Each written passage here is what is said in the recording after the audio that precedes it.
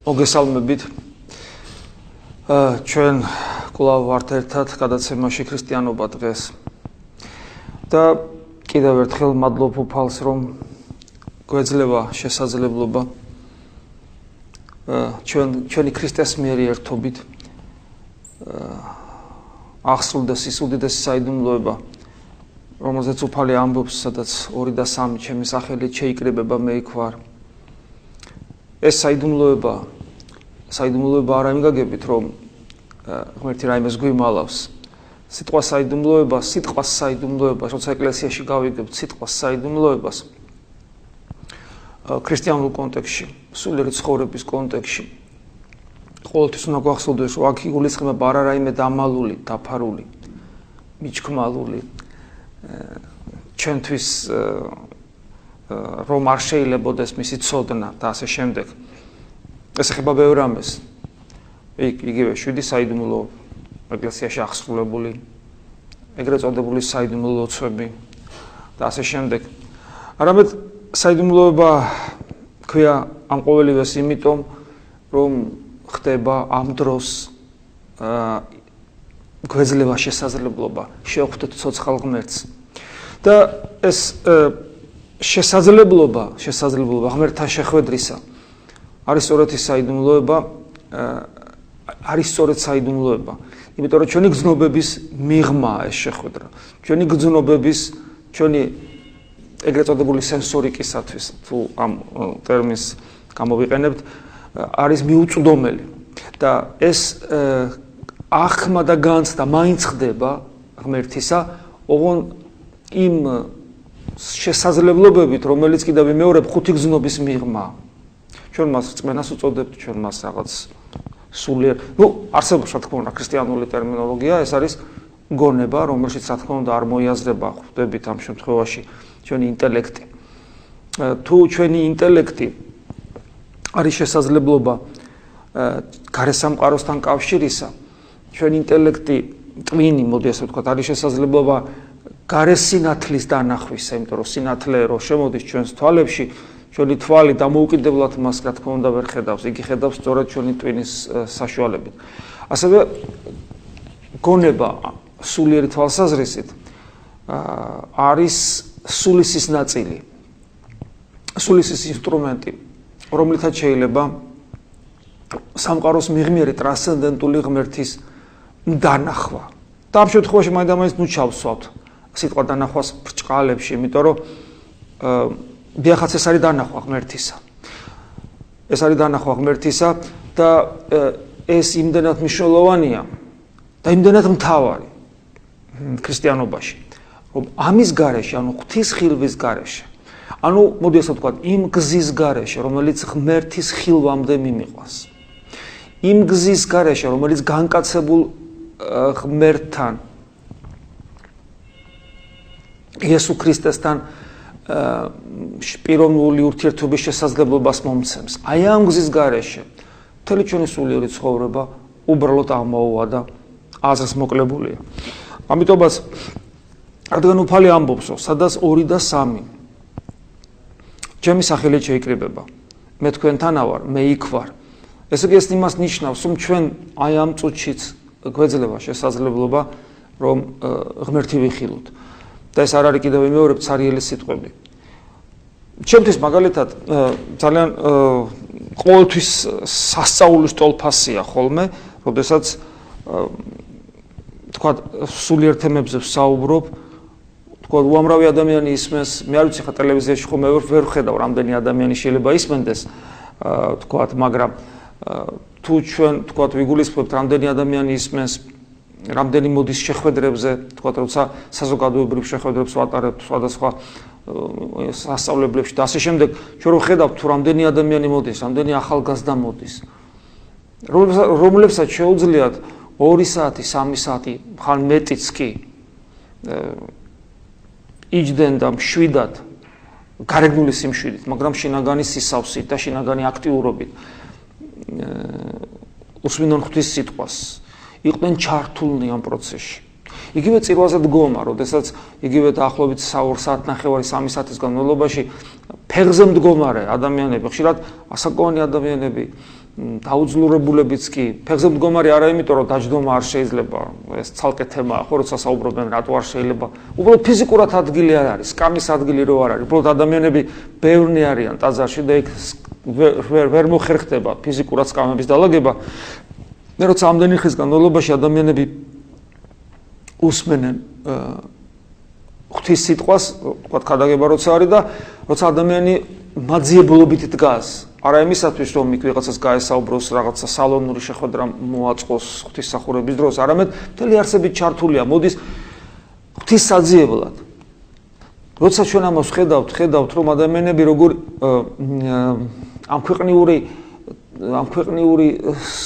ამასოფლის სულის საწინააღმდეგოდ როგორ მოქმედებენ ხო როცა ადამიანი ღვთის სიტყვა სანაცვლოდ არაფერს არ იღებს მატერიალური თვალსაზრისით მაგრამ მხოლოდ ღვთის მაძიებლობით არის ახსებული ჩემთვის ეს სასწავლის ტოლფასია და მე ვერაფრით ვერ ახსნი ამას თუ არა ისე რომ ადამიანის გული ეძებს და ხშირ შემთხვევაში პოულობს ღმერთს ვისაც ეძებს ანუ ჩვენი გული გვიდასტურებს ჩვენი ის გონება რასაც ქვია შინაგანი სამყარო სულის გონიერი ნაწილი სულის თვალი შეიძლება ასე ითქვას გვიდასტურებს რომ ღმერთი არის ძალიან ცოტათი ძალიან პატარათი ეს გამოცდილება შეიძლება უმნიშვნელოც იყოს მაგრამ ეს გამოცდილება არის იმდენი მაინც რომ იგი შემდეგაც გთხოვს გამოცდილებიდან გამომდინარე ჩვენი თავი ჩვენი პიროვნება შემდეგაც ითხოვს რომ კვლავ მივიდე და კვლავ ვეძებოთ კვლავ მოусვინოთ კვლავ მივიდე და კვლავ ვეძებოთ და კვლავ მოусვინოთ და ასე 1 და 2 დღე კი არა არამედ წლები და წლები ათეული წლები უკანასკნელ ამოსუნთქვამდე შეიძლება ასე ითქვას და ვისწრაფ და ყოველთვის უკმაყოფილონი ვართ ჩვენი სურვილი ღმერთთან შეხვედრისა თითქოს განიცდის გარკვეულ დაკმაყოფილებას იმიტომ რომ ეს თუნდაც პატარა დოზით ეს ხდება მაგრამ ამავე დროს მუდამ უკმაყოფილონი ვართ იმიტომ რომ ჩვენ არასოდეს არ ყოფნის ეს ჩვენ მეტი და მეტი გვინდა და ეს სავსებით ნორმალურია და ჯანმრთელი მდგომარეობაა სულიერი თვალსაზრისით არასოდეს არ უნდა თქვას ადამიანმა რომ ეს უკვე საკმარისია სულიერ ცხოვრებაში არასოდეს არ უნდა თქვას ადამიანმა რომ მე უკვე ყველაფერი ვიცი არასოდეს არ უნდა დაკმაყოფილდეს ადამიანი მიღწეული სულიერ ცხოვრებაში იმიტომ რომ ღმერთი ხო უსასრულოა ღმერთი ხო ამოუწურავია ხო ვერავინ ვერ ვიტყვით რომ მორჩა მე უკვე ღმერთი ვიპოვე იმ დონეზე რომ მორჩა მე ახლა საძიებელი აღარაფერი აღარ მაქვს ეს ხო ეს პროცესი დაუსრულებელი პროცესია რომელიც იწყება აქ ამ სოფელში და გრძელდება მარადისობაში მე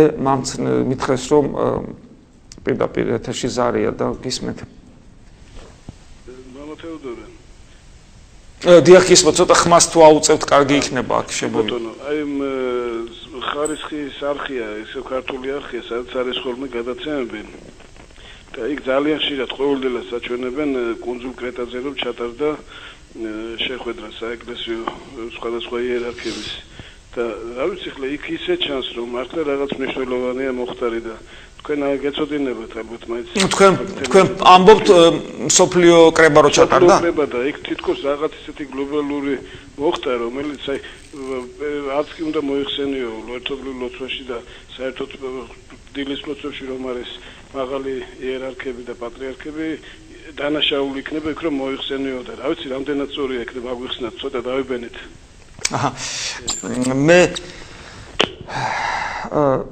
ჩვენი ეკლესია მე გულისხმობ ადგილობრივ ეკლესიას არ წავიდა მაგ სოფლიო დიდ კრებაზე სოფლიო საეკლესიო კრებას უნდა ვარქმევთ უფრო არ იქნება იმიტომ რომ სოფლიო საეკლესიო კრება სხვა სტატუსია სხვა მდგომარეობაა ეკლესიის მმართველობისა მას სოფლიო საეკლესიო კრების სტატუსი არ აქვს მოდი ასე ვთქვათ სოფლიოს მართლმადიდებელ ეკლესიათა პირველ იერარქთა კრება მე ყოველთვის ვამბობდი ჩემ პოზიციას ეხლაც დავაფიქსირებ ჩემ პოზიციას რომ მართალი არ წავედით ჩვენ იქ მაგრამ იცით როგორ არის ეკლესია სინოდით იმართება და შესაბამისად სინოდალურ გადაწყვეტილება ისეთი რამეა რომელსაც ჩვენ ყველანი ვემორჩილებით და მოტივირებული ბოლომდე რითი იყო არ წასვლა ამ შემთხვევაში მე არ შემილია ეს ამ შემთხვევაში დავადასტურო უბრალოდ ავხსნა რითი არის მოტივირებული იმიტომ რომ მე რა თქმა უნდა ვემორჩილები და ამ შემთხვევაში ვემორჩილები რითნას ახლა თქვა მე არ მეკუთვნოდა იქ წასვლა და იქ უნდა სინოდის წარმომადგენლობა მიდიოდა სინოდის გადაწყვეტილებით ან არ მიდიოდა. საქმე იმაშია, რომ შეიძლება იყოს მთელი რიგი საკითხები, რომელსაც თქვათ რომელიც შეიძლება არ მივიღო და რომელიც შეიძლება თქვათ რომ ეს ფლად სწორი არ არის და ვიკამათოთ პოლემიკის თემა იყოს რომელიმე საკითხები იქ განხილული და ეს აბსოლუტურად ნორმალურია. ყველა მსოფლიო კრება, აი თვითონ თავად მსოფლიო კრებებიც კი არ მიდიოდა ისეთ ძალიან ისე მარტივად, ხო? ძალიან სერიოზული ლათ იყო იქ პოლემიკაც, დავებიც და იწელებოდა ეს თვეების და წლების განმავლობაში მსოფლიო კრებები, ხო? ანუ და ბოლოს რა თქმა უნდა გარკვეული კონსენსუსი მიიღწეოდა ხოლმე და ჩვენ ამ კონსენსუს შედეგის სახით ხედავთ, კითხულობ და სულიწმინდის მადლის წყალობით ჭეშმარიტება ყოველთვის იმარჯვებდა ეკლესიაში. ასე რომ რაღაც გარკვეულ საკითხებში თქვათ შეუთანხმებლობა ეს პრობლემას არასოდეს არ ქმნის. მე ყოველთვის ფიქრობდი რომ შეიძლება იქ წასვლა, დაფიქსირება ჩვენი პოზიციის რომ რაღაცას ვეთანხმებით, რაღაცას არ ვეთანხმებით და თქვათ მე ძალიან მომწონს მაგალითად მიტროპოლიტი ეროთოს ვლახოსის პოზიცია. ეს არის სოფრონ სახაროვის სულიერი შვილი, სახაროვის უდიდესი ავტორიტეტია ეკლესიაში და მიტროპოლიტი ეროთოს ვლახოსის ეს ბერძენი მიტროპოლიტია ძალიან ღრმად განსწავლული თეოლოგია, ამავე დროს ძალიან ესე ავტორიტეტი აქვს მას ბერძნულ და საერთოდ ზოგადად სოფლიო მართლმადიდებლობაში. იგი რა თქმა უნდა იყო, იგი აფიქსირებდა თავის პოზიციას, რომ ერთობისათვის ეს მნიშვნელოვანი იყო იქ ყოფნა ყველასი, თუმცა ის მთელ საკითხებში აკრიტიკებდა. თქვათ, რასაც არ ეთანხმოდა, ეს აბსოლუტურად ნორმალურია და ჩვეულებრივია. რაც შეეხება ჩვენს მოხსენება, არ მოხსენებას, ჩვენ წავიდოდით, თუ არ წავიდოდით და ამ შემთხვევაში არ წავედით, ჩვენ მაინც ერთი მსოფლიო ეკლესიის წევრები ვართ. და ჩვენ რა თქმა უნდა ისე უნდა მოიხსენოთ და ჩვენი პატრიარქი იხსენებს თავისთავად ცხადია და ჩვენ ვიხსენებთ თუ თქვათ ადამიანს ან კანონიკურად ჩვენ მათ ვიხსენებთ. მოუხსენებლობა მათი ყოველად დაუშვებელია. ეს იგივეა მაგალითად რომ მაგალითად ყურმა უარყოს თვალი. ცხვირმა უარყოს ენა. ხელმა უარყოს ფეხი და პირიქით ჩვენ ერთი ორგანიზმი ვართ. ამიტომ მათი მოუხსენებლობა ეს ნიშნავს, რომ საკუთარ თავს ეკლესიის ორგანიზმის გარეთ აყენებ. და ეს აქედან იწყება ხოლმე ეს სქიზმები, რომელიც მე საბოლოო ჯამში მწვალებლობაშიც გადადის ამ შემდეგ. მართლა დაგვიფაროს ამისგან. ჩვენ ვართ ერთი ეკლესია, ეკლესია ხუთი არ არის, ეკლესია ერთია. საქართველოს მართლმადიდებელი ეკლესია არის ეს არის საქართველოს მართლმადიდებელი ეკლესია არის სოფლიო ეკლესიის ნაწილი და მას პირობითად ეწოდება საქართველოს მართლმადიდებელი ეკლესია და იგი არავითარ შემთხვევაში არ არის ქართული მართლმადიდებელი ეკლესია. ეს არის სოფლიო ეკლესიის ნაწილი, ამ შემთხვევაში ჩვენ ავტოკეფალია გვაქვს, მაგრამ საქართველოს მართლმადიდებელი ეკლესია ცალკე როგორც ასეთი ერთეული არ არსებობს სოფლიო ერთი ქრისტეს მისტიური სხეულის გარეშე. ამიტომ რა თქმა უნდა ჩვენ მათ ვიხსენებთ ჩვეულებრივად და ეს ურთიერთობა კანონიკურია და როგორც იყო ისევ გრძელდება. ხოლო წასვლაზე არ წასვლის საკითხი ეს უკვე სინოდის გადაწყვეტილება იყო, უბრალოდ მე მის გვამი და კიდევ ერთხელ მაინც დავაზუსტო, რომ სინოდი რომ იღებს ჩვენი სინოდი რომ არ წავიდეთ და არ წავიდნენ, ეს არ ნიშნავს რომ ჩვენ მათთან კავშირი გავწყვიტეთ და ჩვენ მათ არ ვიხსენებთ. ხოლო თუ სადმე გავიგებთ იმას რომ თქვათ მათ მიმართ ეპითეტებს უარყოფით, მათ შორის სალანძღავს სიტყვებს, თქვათ რაღაც. ეს ყოველად მიუღებელია ჩემთვის პირადად, იმიტომ კიდევ ვიმეორებ, არ შეიძლება ერთმა ხელმა მეორე ხელი ლანძღოს. ჩვენ ერთნი ვარ და ჩვენში ერთი სისხლია და ჩვენში ერთი სულია. არა ეკლესიოლოგიური, ანტიეკლესიოლოგიური აზროვნებაა, როდესაც თქვათ ერთი ნაწილი მეორეს უპირისპირდება და თქვათ ლამის ჯოჯოხეთში ამწესებს საერთოდ. ესე არის. უამრავი თემები ყოველთვის შეიძლება იყოს ისეთი, რომელიც ჩვენ თქვათ გარკვეულ პოლემიკის ფორმატში გვამყოფებს და ამისი არასოდეს არ უნდა გვეშინოდეს. არასოდეს. თორე ჩვენ ძირითადში ერთნი ვართ, ერთი სული გვაქვს, ერთი სისხლი გვაქვს, ერთი ორგანიზმი ვართ. როგორც მითხეს ზარია პირდაპირ ეთერში. გამარჯობა მამა. გაიხარეთ. შეგეთხარით თქვენ ახლა გადავწეს სულ 2 წუთის უკან ეს პროგრამაზე შეეხეთ ადამიანურ ფაქტორს და მომივიდა აზრად ცოტა თემას გადავუხო, მაგრამ ახალ ადამიანური ფაქტორი ახსენეთ, მე მინდა შეკითხვა დავიწყო. ადამიანი რომელიც დადის სალოცავში, ვითომ რომ მორწმუნეა და ვითომ ლოცულობს, თანაც კაცი და შავმაგიებს უკეთეს ოჯახში, მასპინძლის ოჯახს. რამდენად სამართლიანია. და ერთი წუთით. დიახ. გისმენთ. ხო, და რამდენად არის ეს რეალური რომ გამიგია უკან უბრუნდებაო. ეხლა მასპინძლის ოჯახში რომელიც უმასპინძლდება შესთავაზა პურმარი ასე რომ ვთქვათ, ქართულენით და ის შავმაგებს აკეთებს და კიდევ რაღაცას ქურდობს და მიავს მასპინძლის უკან. ბოროტებას აკეთებს. რამდენად ის სამართლიანია და მე ამის შემდეგ კიდევ ის მიდის ეკლესიაში, წმინდა გიორგის ეკლესიაში და ლოცულობს საკლავს კლავს პრიგოსიძეს სამთეს და სასმელს კლავს. ეს რა ადამიანური ფაქტორი შეეხეთ, იმიტომ მე გეკითხები. მე დამებადა უკვე ბევრს მიუტევე ეკლესია და რელიგია გვაიზულებს და გვეუბნება და გვიქადაგებს რომ მიუტევთ. ამდენსაც მიუტევე, უარეს მიშვრებია და უარეს აკეთებენ მეორწეს. ამიტომ მე მახსენდება ჩვენი გენიალური ნაწარმოები დათა თუთაშკა დათაროუნება დედაეფემია ზარა საჭირო, მე მგონი ზარა საჭირო და შურიძეების ფაქტორიც არ არის გამორიცხული. როგორ ამიხსნის მე თქვენ?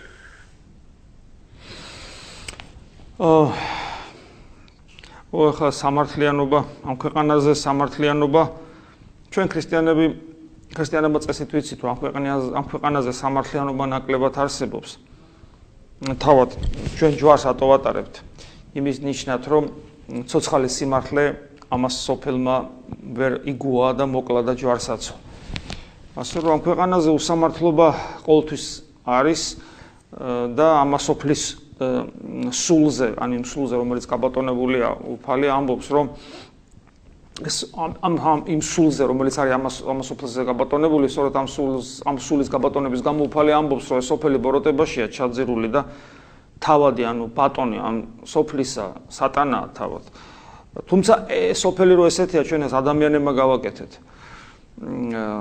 და ეს ჩვენ არ გვიყვარს ქრისტიანებს. რაც შეეხება თქვათ ადამიანი, რომელიც ეკლესიაში მიდის სანთელს და საკლავს კლავს, უკვე თვითონ ის ფაქტი, რომ ადამიანი რელიგიურობა გამოიხატება და ქრისტიანობა საკლავის დააკვლით, ის უკვე ქრისტიანი აღარ არის. ქრისტიანობა არ გულისხმობს საკლავის დაკლავს. საკლავი დაკლა, ეს არის ჩვეულებრივი წარმართობა, რომელიც გარკვეულწილად გააკეთილშობილა. ყოველ შემთხვევაში ცდილობდა საქართველოს ეკლესია გააკეთილშობილებინა ეს ტრადიცია საკლავის დაკლისა და მას მიანიჭა ფორმა შესაწირავისა. როცა ადამიანი წირავს ქრისტეს სახელით წირავს ამ თქვათ საკლავს, როგორც საკვებს მშიერთა დასაპურებლად. თქვათ ხო, ვიღაცა შია და მივა და აჭმევს. მაგრამ ის ფორმები, რომელიც ჩვენთან არის გავრცელებული, ნახევრად წარმართული, როცა საკლავის დაკლას ახალ მისტიური ელფერი ეძლევა, ეს არის ჩვეულებრივი წარმართობა და მას ქრისტიანობა არასოდეს არ იღებს.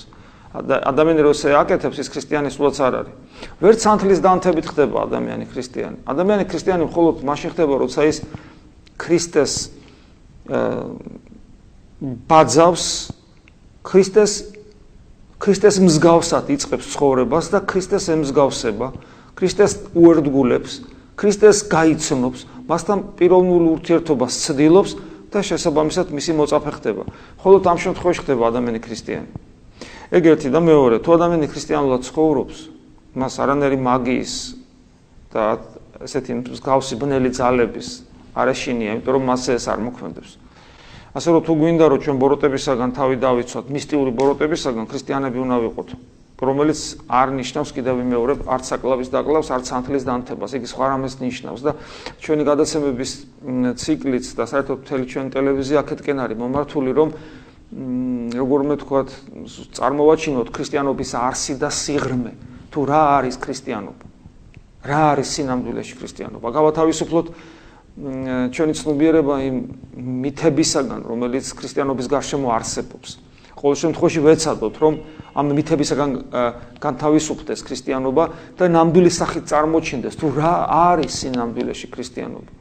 მიუხედავად იმისა, რომ ჩვენი ეკლესია 25 წელია თავისუფალია, ობიექტური თუ სუბიექტური მიზეზების გამო ძალიან ხშირად დღესაც კი საქართველოში ჩვენ ხედავთ ეკლესიის პატივისმცემელ ადამიანებს, ქრისტიანობის პატივისმცემელ ადამიანებს, რომლებმაც ქრისტიანობა არ იციან რა არის და ეს მხოლოდ და მხოლოდ ჩვენი ამ შემთხვევაში საეკლესიო იერარქიის ბრალია, რომ ჩვენ ვერ შევასრულეთ ის დავალება, რომელსაც უფალი რომელიც უფლისაგან გვაქვს მოცემული. ეს დავალება არის ის, რომ ღვთის სიტყვა მივიტანოთ, მოციქულებრივი ღვაწლი გავწიოთ.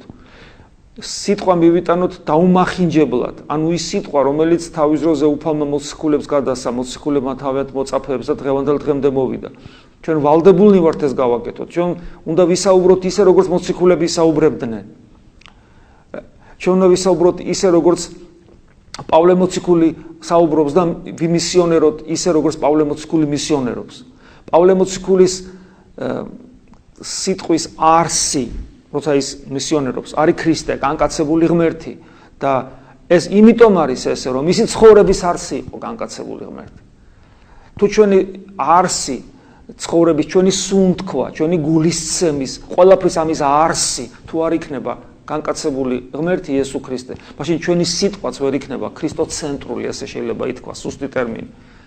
იმისათვის რომ ჩვენი სიტყვა ქრისტეთი იყოს გაჯერებული, ჩვენი გული, სუნთქვა, ცხოვრება, აზრი, ყველაფერი ქრისტეს უნდა უკავშირდებოდეს და მაშინ ის გადმოიღვრება გარეთ. ნამეტნავისაგან გულისა იტყვისო პირი, ესე გვასწავლის მინდა წერილი.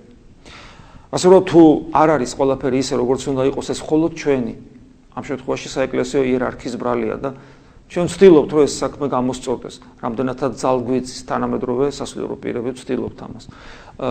როგორც მითხეს ზარია პირდაპირ ეთერში.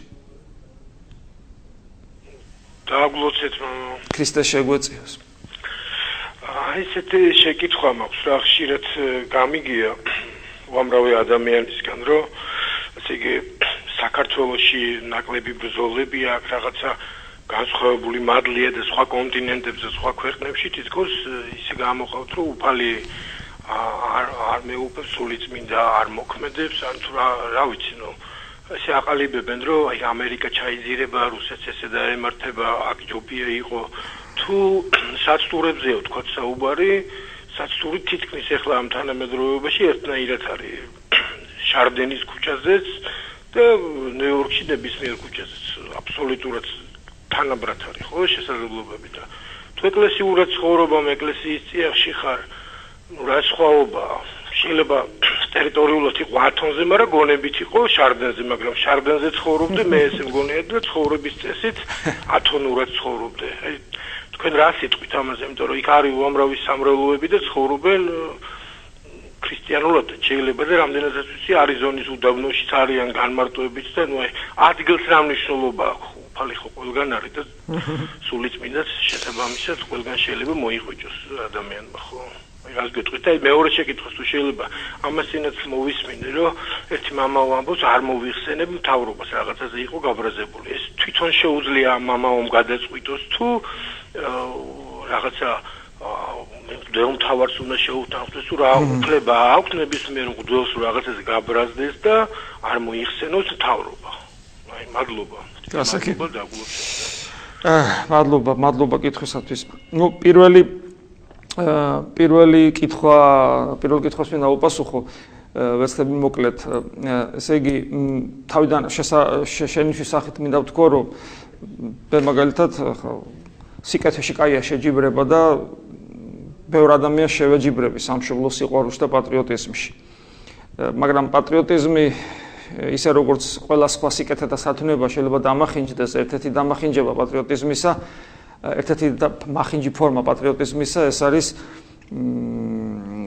როცა აი პროვინციალიზმი მაგალითად თქვა შეიძლება ასე გამოვთქვათ როცა ადამიანი ძალიან ვიწროთ უყურებს სამყაროს და პროვინციალიზმის ერთ-ერთი გამოვლენა მეჩვენება ისაც თქვენ ჩამოთვალეთ როცა თქვა ამბობენ რომ მოკლედ ჩვენთან რაღაც განსაკუთრებულობაა და თუ ჩვენთან განსაკუთრებულობაა მაგას და განსაკუთრებულობა იმ თვალსაზრისით რომ რაღაც განსაკუთრებული მადლი ამას ადამიანი აღარც უნდა ამბობდეს ეს განსაკუთრებულობა ნიშნავს პირველ რიგში იმას რომ მეტად თავდაბალი ხარ ეხლა შევხედოთ ფაქტებსაც იგივე არიზონა ახსენეთ თქვენ ამერიკაში არიზონაში რომ მონასტერია და ეგეთი მონასტერი ძალიან ბევრია ამერიკაში, რომელიც ათონური სკოლის, ათონური ტიპის მონასტრებია, ოღონ მორგებული ამერიკულ რეალობაზე, ანუ მისიონერული თვალსაზრისით ცოტა სხვანაირია, იმ გაგებით რომ კიდევ მეორე იქ ათონზე, ათონელი ბერებისათვის არის და იქ არის ამერიკელებისათვის, ხო? ერთი მონასტერი მაინც რო გქონდეს მსგავსი, მე ვფიქრობდი რომ ჩვენ ძალიან კარგად ვართ. ერთი მაინც. ასე რომ როგორ შეიძლება რომ თქვა ისაუბრო სხვების ცუდობაზე, როდესაც შენ ის სიკეთე რაც იმ ცუდს აქვს ბჭყალებს მოდის, ის სიკეთის პატარა რაღაცაც არ გაგაჩნია. და ბედურება ის არის რომ ჩვენ თუ ესე ვიაზროვნეთ და ესე დავინახეთ, მაშინ ჩვენ ვერასოდეს ვერ ვისწავლით და ვერასოდეს ვერ ანუ ჩვენში არ იქნება სიკეთის პროგრესირება. არ იქნება თქვათ იმ პროვინციალიზმიდან გამოსვლა, რაც ასე აუცილებელია მთლიანად ჩვენი ერისათვის და ჩვენი ეკლესიისათვის. არ შეიძლება ქრისტიანებმა მაგალითი უნდა მივცეთ, თუ ვინმეს აქვს მსგავსი აზრები, ქრისტიანებმა მაგალითი უნდა მივცეთ, რომ არ შეიძლება რომ ესე ისაუბრო და ესე ილაპარაკო.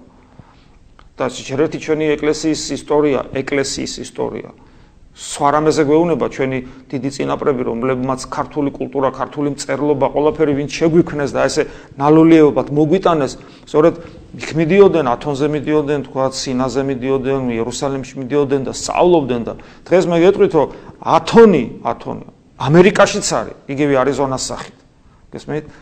ხო და ასე რომ ჩვენ ის 70 წელი მანამდე გარკვეული პერიოდი სინოდალურ მმართველობაში და იმის წინ კიდე დანგრეულ სახელმწიფოში, რამდენიმე საუკუნე დანგრეულ გაუბედურებულ სახელმწიფოში, ბევრი პრობლემა დაგვიგროვდა ეკლესიოლოგიური თვალსაზრისით. და შესაბამისად ჩვენ ძალიან ბევრი რამის გახსენება გვჭირდება, ძალიან რამის სწავლა გვჭირდება და ჩვენ თუ ყველაზე კარგები ვართ და ყველაზე მაგრები ვართ, ვის გარა უნდა ვისწავლოთ. ხო, აი ესეა, მე ვფიქრობ, რომ ამ შემთხვევაში რაც შეეხება სხვების ჩაძირვას, არ ჩაძირვას, მოდი ესე ვთქვათ, ჩემთვის დღეს რა მნიშვნელობა აქვს, რომელი კონტინენტი ჩაიძირება, არ ჩაიძირება. 100%-იანი ვიტყვი, ახლა მე რომ მზე ოდესღაც ჩაქვრება. ამას რა მნიშვნელობა აქვს? დიახ, მზე ჩაქვრება, იმიტომ რომ გამოილევა ეს რესურსი და ჩაქვრება. რა მნიშვნელობა აქვს ამას ჩემთვის? ჩემთვის მნიშვნელობა მხოლოდ ერთ რამეს აქვს, რომ მე დღეს ქრისტიანმა ქრისტე ვეძებო და ვდგავარ თუ არა ამ გზაზე, ქრისტეს ძიების გზაზე. და თუ ამ გზაზე ვდგავარ, მადლობა ღმერთს. და თუ არ ვდგავარ, ჩაძირულიცა ვარ, ესე იგი დაღუპულიცა ვარ და ყველაფერი უკვე მე პირადად. ხო, ასე რომ ეს ძალიან ცუდი ტენდენციებია, რაც თქვი, ვიცი, ხო, ეგ ტენდენციები არსებობს საქართველოში და ძალიან ცუდი აქცენტები ისმება და რაც შეეხება მთავრობასთან დაკავშირებით ესეც არაეკლესიოლოგიური ხედვა არის. როგორ შეიძლება არ მოიხსენო, ჯერ ერთი ეს აი ეკლესია ამ შემთხვევაში საქართველოს მაგალითზე მოდით, პრინციპში ყველგან ესია. პავლე მოციქული გვასწავლის ამას, როცა ის წარმართულ იმპერიაში ცხოვრობდა, მაგრამ ჩვენ შემთხვევაში მით უმეტეს, ხო, ჩვენი ერი და ეკლესია ყოველთვის ეს რაღაც ერთი მთლიანი ორგანიზმი იყო, თითქოს ეკლესია სული იყო ჩვენი ეროვნულ სხეულში. ეკლესიის სასულიერო პირის, მღვდლის, თავარი სულისკვეთება არის, რომ იზრუნოს ყველასა და განსაკუთრებულად იმაზე, თუ ვინმე ან მხედავ რომ ახლა ესია, ან მეჩვენება რომ ესია, რომ ეკლესიის გარეთ ადგას. გესმით, ეს არის, ამიტომ შესაბამისად არ ვილოცე ყოვლა დაუშვებელი რაღაცა. ეს არის ჩვენს ვალდებულებებზე უარის თქმა. იმ ვალდებულებაზე, რომელიც ღვთისაგან დაკისრებული ყოფდა. მით უმეტეს საქართველოში, როდესაც საქართველოს ეკლესიის საქართველოს სახელმწიფო ხელისუფლებაში არიან ზოგი მართლა აღსარებელი მაზიარებელია, ზოგი ნომინალური ქრისტიანია, მაგრამ მონათლული ყველა არის და როგორ შეიძლება რომ თქვათ ესეთი პოზიცია. შეიძლება რაღაც არ მოგეწონოს და გააკრიტიკოს სხვა საქმეა, მაგრამ ამის უფლება ჩვენ არ აგვაქვს. ვალდებულნი ვართ ჩვენ ვიზრუნოთ ჩვენს ხელისუფლებაზე. სულიერი თვალსაზრისით. როგორებიც არ უნდა იყვნენ ისინი. და რაც უფრო თუ ვთვლით რომ ცუდები არიან, მით უმეტეს საჭიროებენ ისინი მზრუნველობას სულიერი თვალსაზრისით. ჩვენ ზარია, ან კიდე ზარია როგორც მამატყობინებენ. საღამომშვიდობის მამაო. აიხარეთ. საკუთრებას ვითხოვ თქვენგან. ქრისტე შეგვეციოს. შეკითხვასთან დაკავშირებით აი მამაო მაინტერესებს არის რამე ისეთი საკითხი რასაც თქვენ შემიძლიათ დიახ არის მის წინააღმდეგობაშია თქვენ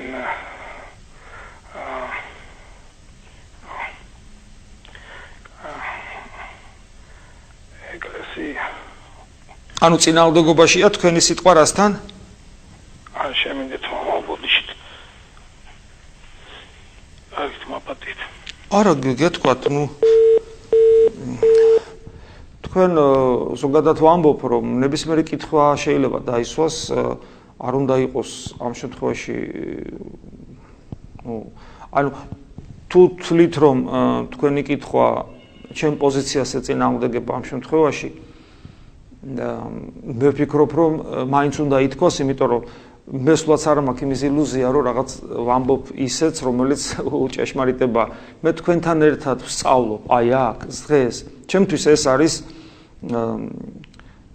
ეს არის სულიერი სასწავლებელი როცა ჩვენ ვზივართ ერთად და ვსაუბრობთ და სოკრატე ამბობდა რომ ჭეშმარიტება იბადებაო კამათში, ამ შემთხვევაში უფრო სუსტად იქნება დიალოგში. გარკვეულწილად ეგ სწორია, იმიტომ რომ ჩვენ ერთად ვსწავლობთ. მე შეიძლება რაღაცა პოზიცია ვთქვა, რომელიც თქვენთვის მიუღებელი იყოს და თქვენ უნდა თქვათ რა კუთხით არის მიუღებელი, მე ამას დავფიქრდები, ჩემ პოზიციას კვლავ ან გავამყარებ, ან უკან დავიხევ და თქვენ, იმიტომ რომ თავარი არის, რომ ჩვენ ქრისტეს ვეძებთ ერთად ყველანი. ამიტომ არ უნდა მოგერიდოთ თუ რაღაცა ისეც ვიტყვი მე რაც თქვენთვის მიუღებელია და თქვენ ეს დააფიქსიროთ. ამაში პრობლემა არ არის და მე ამას დავფიქრდები, შეიძლება დაგეთანხმოთ, შეიძლება არ დაგეთანხმოთ, მაგრამ მე იმედი მაქვს, რომ როგორც არ უნდა თქვათ ერთმანეთს არ დავეთანხმოთ, ჩვენ ხო ქრისტეს გამო ვართ შეკრებილები და საბოლოო ჯამში ხვალზე მაზე საუკეთესო შედეგს, კარგ შედეგს გამოიღებს მაინც, ესე მგონია. დიახ ზარია ქრისტე შეგვეციოს. საერთოდ მართლმადიდებელი ადამიანის მოვალეობა არის რომ უნდა ილოცოს რა თქმა უნდა ვით არ უნდა იყოს ტერიც უნდა დავლოცოთ ჩვენ მაგრამ აი ესე რომ ვთქვათ ჩვენთვის რა ანტიდისკრიმინაციული კანონის მიღების თავრობა როგორ უნდა დავლოცო არ ვიცი და შესაბამისად კი უნდა მოვიხსენიოთ ეგენი ჯერ ერთი და მე ეგ რა აფსარებლები არიან საერთოდ როგორი აფსარებელი არის მაგალითად განათლების მინისტრი აფსარებელია ეგეთი კაცი გიდა პრემიერ-მინისტრი ნებისმიერი რა აფსარებელია და რა საკეთებენ ეგენი ერისათვის საერთოდ ვიღწია რაღაც უბედურებაში გადაჩეხეს რა ერი საერთოდ აი კი ჩვენ უნდა ვილოცოთ რა თქმა უნდა მე BBC-ს არა ვარ რომ უნდა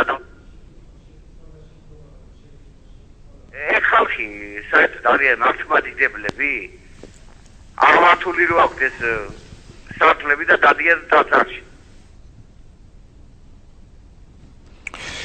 გასაგებია, უბრალოდ მე კიდევ ვიმეორებ, რომ მე ვთქვი, რომ უნდა ვილოცოთ ყველასთვის და მით უმეტეს ხელისუფლებისათვის, რომლებსაც ამ ასეთი ძლიერი ბერკეტები აქვთ ჩვენი სახელმწიფოებრივი განვითარებისა. და ლოცვა ნიშნავს არა იმას, რომ თუ ადამიანი არასწორად იქცევა, იმ არასწორში გაუმარჯოს, მოდი ასე ვთქვა. ლოცვა ნიშნავს იმას, რომ ამ ადამიანზე ღვთის მადლი მივიდეს, ღმერთს ვევედრებით. ლოცვა არის დახმარება ადამიანისათვის ღვთის მადლით. და თუ ადამიანი ავათარი განიკურნოს, თუ ადამიანი ფიზიკურად ავათარი, ფიზიკურად განიკურნოს, თუ ადამიანი სულიერად ავათარი, სულიერად განიკურნოს, თუ ადამიანი სიბნელეშია, ნათელი დაინახოს, თუ შეცდომას ჩადის, გამოსწორდეს, ლოცვა ნიშნავს ადამიანის დახმარებას და საბოლოო ჯამში ცხონდეს. ამიტომ მე ხა თქვენთან პოლემიკაში არ შევდივარ.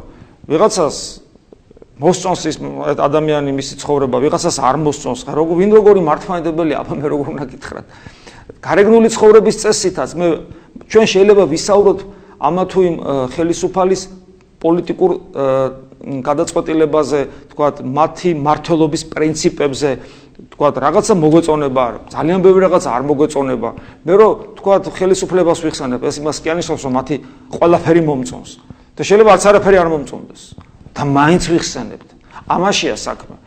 ესმით, თორე დავემსგავსებით ადამიანს, რომელიც თქვა, ხშირად იციან ხოლმე თქვა ადამიანებმა, მე იმას არ მოიხსენებ თუ ვიღაც პირად მეთქი რას ნიშნავს არ მოიხსენებ? პირდაპირ გვავალდებულებს წმინდა წერილი, რომ თუ ჩვენ არ გვექნება, თუ ჩვენ გვექნება ვიღაცემას უპატიებლობის განცდა, ბოღმა, სიძულვილი, როგორც მამაო ჩვენო, მიუტევებ მოგეტევება, არ მიუტევებ არ მოგეტევება. ეს არ მიტევება არ ნიშნავს იმას, რომ მისი არასწორი ცხოვრების წესი მიიღო და გაითვალისწინო. ჩვენ გვაქვს უფლება კრიტიკისა, ჩვენ გვაქვს უფლება შეფასებისა, ჩვენ გვაქვს უფლება მათი საქციელის მიუღებლობისა. და ვალდებულებას გვაქვს, უნდა გავარჩიოთ შავი თეთრისაგან. და ლოცვა სულ სხვა რაღაცა არის. და ულოცველობა ეს პრინციპული მიდგომა ესეთი რომ არა, ეს თვითონ არაეკლესიოლოგიური, არაქრისტიანული ამის თქმამით. თორე შეიძლება ეს კიდე სხვა თემაა, რა მომწონს და რა არ მომწონს. ჩვენ ხო ამაზე არ ვსაუბრობთ. გესმით? როგორც მითხეს ზარია პირდაპირ ეთერში.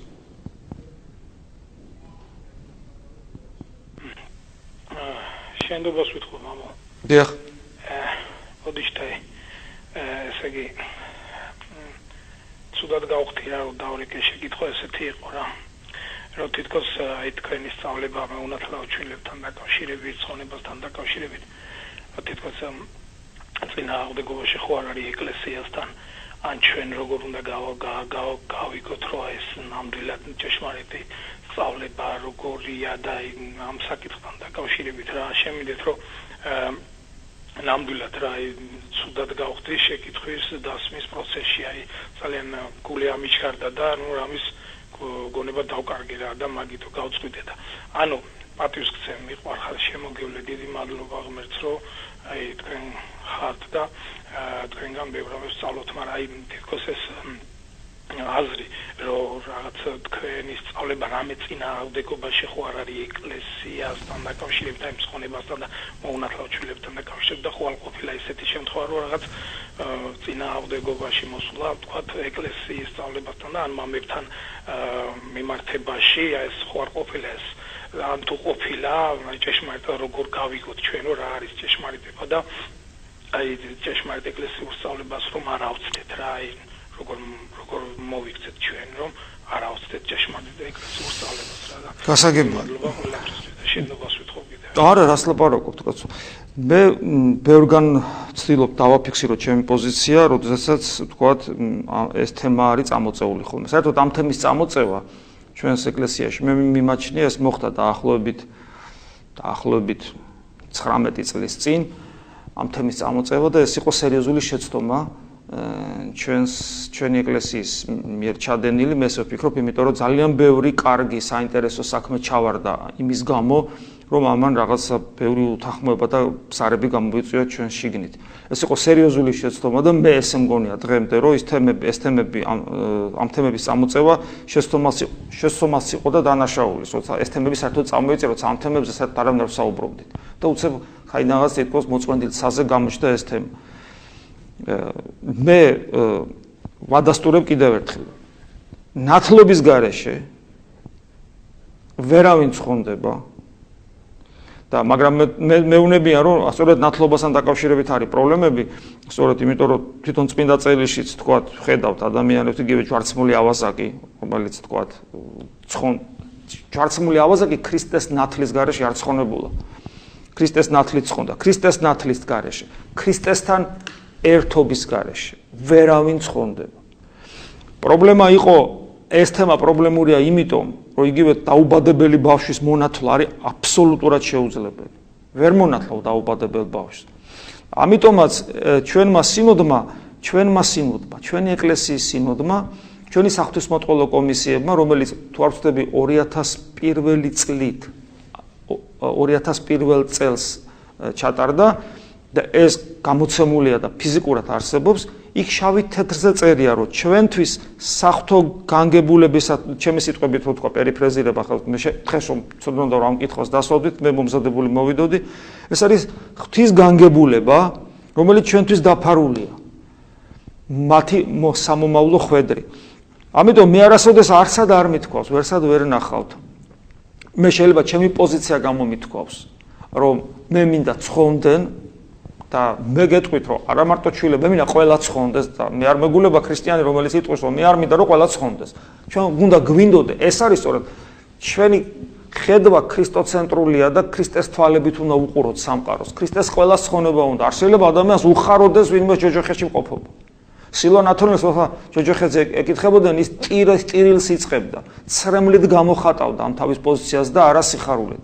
ეს უბრალოდ კათოლიკური სწავლებაა, როდესაც თუ არ ვხვდები თომა აქვინელის ღვთისმეტყველებაშია, რომ მარადიული ნეტარების ერთ-ერთი მიზეზად ასახელებს იმას, რომ სამოთხეში მყოფი ადამიანი ხედავს, როგორ იტანჯება ვიღაცა ჯოჯოხეთში და ამბობს, ხედავ მე, ესე იგი, რა ხვედრს გადავრჩი და ამით ბედნიერობს, რომ იმას გადავრჩი. ეს არის აბსოლუტურად არაჯანსაღი გაგება საერთოდ ქრისტიანობისა, აბსოლუტურად არა ჯანსაღი გაგება სამოთხისა, რომ სამოთხიდან ჯოჯოხეთში გადაიხედები და ესე იგი იქ დაინახავ როგორ იტანჯებიან და ანუ საერთოდ გაუგებრობაა. რატო დაემართა თომა აქვინელს, რა გონიერება აკლდა თომა აქვინელს? არაფერი გონიერება არ აქვს და როგორც მოაზროვნე გენიოსი იყო. რაციონალისტური მიდგომა. რაც გრიგოლ პალამამ უარყო თავის დროზე. რაციონალისტური მიდგომა, რომ ყველაფერი ლოგიკის ჩარჩოებში მოაქციოს, ამან წარმოშვა ეს უბედურებები, რაც ლათინურ სწავლებაში არსებობს. ზუსტად აქაც იგივეა, ლოგიკურ ჩარჩოებში უნდათ მოქცევა, რომ ვინ ცხონდება, ვინ არ ცხონდება და კიდევ ვიმეორება, არის სახთო განგებულება, რომელიც ჩვენ შეიძლება არ ვიცოდეთ, უფალი ტყუილა ხო არ ამბობს, რომ ბჭენი ჯოჯოხეთისანი მე მიფყრია. არ მოუცია ჩვენთვის მას ჯოჯოხეთის გასაღები, მე მიფყრია ბჭენი ჯოჯოხეთისანი. აპოკალიფსში ეს სიტყვები. ამიტომ ვამბობთ, რომ ჩვენთვის ეს თემები არის, ბევრი თემები არის საიდუმლოება. რაც ვიცით 100%-იანი ვიცით, ქრისტესთან ერთობის გარეშე. ქრისტეს ნათლის გარეშე ვერავინ ცხოვრდება, მე ვარ ნათელი სოფლისა, ვერავინ მივა მამასთან ჩემს გარეშე. ამიტომ არის თემები, რომელიც ჩვენთვის უბრალოდ დახურულია, იმიტომ რომ ჩვენ არ აგვაქვს ხელმწიფება იმასთან მისვლისა და რადგან მუცელში მყოფი ბავშვის მონათვლა არის შეუძლებელი ჩვენი ხელმწიფების მიღმა. ამიტომ მამები ყოველთვის ფრთხილად საუბრობდნენ. რატომ ამბობს გრიგორ ღვთისმეტყველი, რომ არც განდიდებიან, იმიტომ რომ მან იცის, რომ ჩვენ ვერ მივანიჭებთ მას ნათელს. ადამიანური შესაძლებლობა იქ ამოწურული, იქ არ არსებობს ადამიანური შესაძლებლობა. მაგრამ ამავე დროს ვერ ჯოჯოხეთში ვერ უშვებს, არც დაიტანჯებიან. ანუ ამხელა დიდი მამა ღვთისმეტყველი დუმს და ჩვენმა სინოდმა სწორედ დადგენილება მიიღო, რომ ჩვენთვის ეს თემა დახურულია, ჩვენ არ ვიცით. ჩვენთვის არის ღვთის განგება დაფარული ამ შემთხვევაში. და ეს ჩაწერილია ჩვენი ეკლესიის კრებსითი პასუხია, რომელიც ეფუძნება თავის მხრივ წმინდა მამებს და თანამედროვე ავტორიტეტებს ცუდი სიტყვა არ მიყვარს ეკლესიის. ვერსად ვერ ნახავთ, რომ მე ვამბობდე, რომ ისინი ცხონდებიან. მე ესეთ რამე არსად არ მithქვავს, გარდა იმისა, რომ მე რა თქმა უნდა გამიხარდებოდა, რომ ყველა ცხონდეს და ესია ყველა ადამიანზე, არა მარტო ჩვილებზე, არამედ ყველაზე. გარდა ამისა, ელადის ეკლესიამ 2000 ანუ ამ 1000 წლეულის დასაწყისში, რომელიც წელია აღარ მახსოვს, მიიღო დადგენილება, სინოდალური დადგენილება, სადაც მათ შექმნეს მსახურება მოუნათლავი ჩვილების და მუცელში გარდაცვლილი ჩვილების წესის აგებისა მსახურება შექმნეს. ანუ მათს ელოცულობენ და მე ხა სამწუხაროდ არა ვარ მზად, მე შემდეგზე მოვიტან ამას და თუ საჭირო იქნება წავიკითხავ, არის საღვდელო კურთხევანი, რომელიც ყველა მღვდელს გვაქვს და იქ არის ესეთი ლოცვა, თუ დედას მუცელი მოეშლება, ანუ თუ დედაკაც მუცელი მოეშლება, ანუ ბავშვი გარდაეცვლება მუცელში, იქ მას გარკვეული მსახურება უტარდება ამ შემთხვევაში და გარკვეულწილად ცოტა ხანი ეპიდემიას ეძლევა, ზიარებისგან თავის შეკავებას ურჩევენ, იმიტომ რომ აქ შეიძლება დედის მიზეზიც იყოს გაუფრთხილებლობა და ასე შემდეგ. და იქ არის სიტყვები, რომელსაც მე აღვიქვავ ესე. მე შემდეგ შემიძლია მოვიტანო და ეს წავიკითხო, როგორ ვევედრებით ჩვენ ღმერთს იმ მუცელში გარდაცვლილი ბავშვისათვის. ასე რომ ესე მარტივად ეგ საქმე არ არის და ნურც დამაბრალებს ნურავენ იმას, რომ მე თითქოს მათ ცხონებაზე საუბრობ. მე არ ვსაუბრობ მათ ცხონებაზე. მე უბრალოდ ვამბობ არ ვიცი, მაგრამ ამავე დროს ვადასტურებ, რომ ჩვილების ნათლობა აუცილებელია, ამავე დროს ვადასტურებ, რომ ქრისტეს გარეშე ვერავინ ცხონდება, ამავე დროს ვადასტურებ, რომ ქრისტეს ნათელი თუ არ მიიღო ადამიანმა, ანუ რას ნიშნავს მოინათლა? მოინათლა ნიშნავს ქრისტეს ნათელი მიიღო, ვერავინ ვერ ცხონდება, ხო, მეტი რა უნდა გავაკეთო და მე ხშირად მithქვავს, თქვათ, როცა პირადად მესაუბრებიან ხოლმე, რომ ვერავიზე ვერ მათქმეინებს, ვერავინ, რომ ვინმე ჯოჯოხეთში წავიდა. აი ეს წავიდა ჯოჯოხეთში, აი ეს საზღარი ადამიანი. ვერავინ ვერ მათქმეინებს. აი რომ გამატყავონ ცოცხლად, ვერავიზე ვერ ვიტყვი, რომ აი ის ბოროტმოქმედი, ის საშინელი ურწმუნო ჯოჯოხეთში წავიდა. ვერავინ რომ ეს ჩემი კომპეტენცია და პრეროგატივა, თუნდაც სიტყვა ეს ასიტყვა პრეროგატივა. არ არის. ეს ყველაფერი ღმერთის ხელშია. მე არ მაქვს უფლება ღვთის შვილი და ყოველი ადამიანი ღვთის შვილია. გარანტირებულად ჯოჯოხეთში გავგზავნო, ამის უფლება მე ვერ მომცა. მე შემიძლია ვთქვა, მე უფალმა რისი ვალდებულება მომცა, როგორც სასულიერო პირის. მე თვითონ ვიპოვო გზა ღვთისაკენ სავალი და ეს გზა სხვას დავანახო, ეს არის მისიონერობა. მე ვარ მოციქული იდეაში, ღმერთმა მომყოფოს, რომ ადამიანი რომელიც ღმერთს ეძებს, ან ღვთისმაძებელი ადამიანი დავინახო და შევატრიალო ქრისტესკენ და უთხრა, აი წადია მიმართულებით. აი ეს არის ჩემი ფუნქცია სასულიერო პირის და არა ის, რომ ვიღაცა ჯოჯოხეთში გაუშვა ან არ გაუშვა, ეს გადავწყვიტო. მით უმეტეს ის, რომელიც ჩემი სამღვდელო ძალაუფლების მიღმა დგას. მუცელში მყოფი ბავშვი, ჩემი სამღვდელო ძალაუფლების მიღმა დგას. ნუ თუ ეზნელად გასაგებია, მაგრამ აი ეს რაციონალიზმი, რომ გინა თუ არა ზუსტად ვიცოდე, ლოგიკურად დავალგო, ცხრილი გავაკეთო იმისა, რომ ვინ ცხონდება, ვინ არ ცხონდება, ვინ ჯოჯოხეთშია, აი ეს რაციონალიზმი ქმნის თომა აქვინელის, ნეტარი ავგუსტინეს მსგავს რაციონალურ ღვთისმეტყველებას, რომელიც უცხოა მართლმადიდებლობისათვის. მე ვფიქრობ, აქ რამე სირთულეს ადგილი არ აქვს და ის რაც კიდევ ვიმეორებ, არსად არ მithქვავს, ვერც ახლა ვერ ვამბობ. მართლა არ ვიცი და იმიტომ ჩვილების ხვედრი, რომელიც მონათული არ არიან. მე არ ვიცი. ჯოჯოხეთში, აბატიეთ, მაგრამ ჩვენი სინოდის დადგენილებაა ეს, რომ მე ჩვენთვის გაურკვეველი თემაა და სინოდს ხო ვერ გადავახტებით, ასეც რომ ვიმსჯელოთ.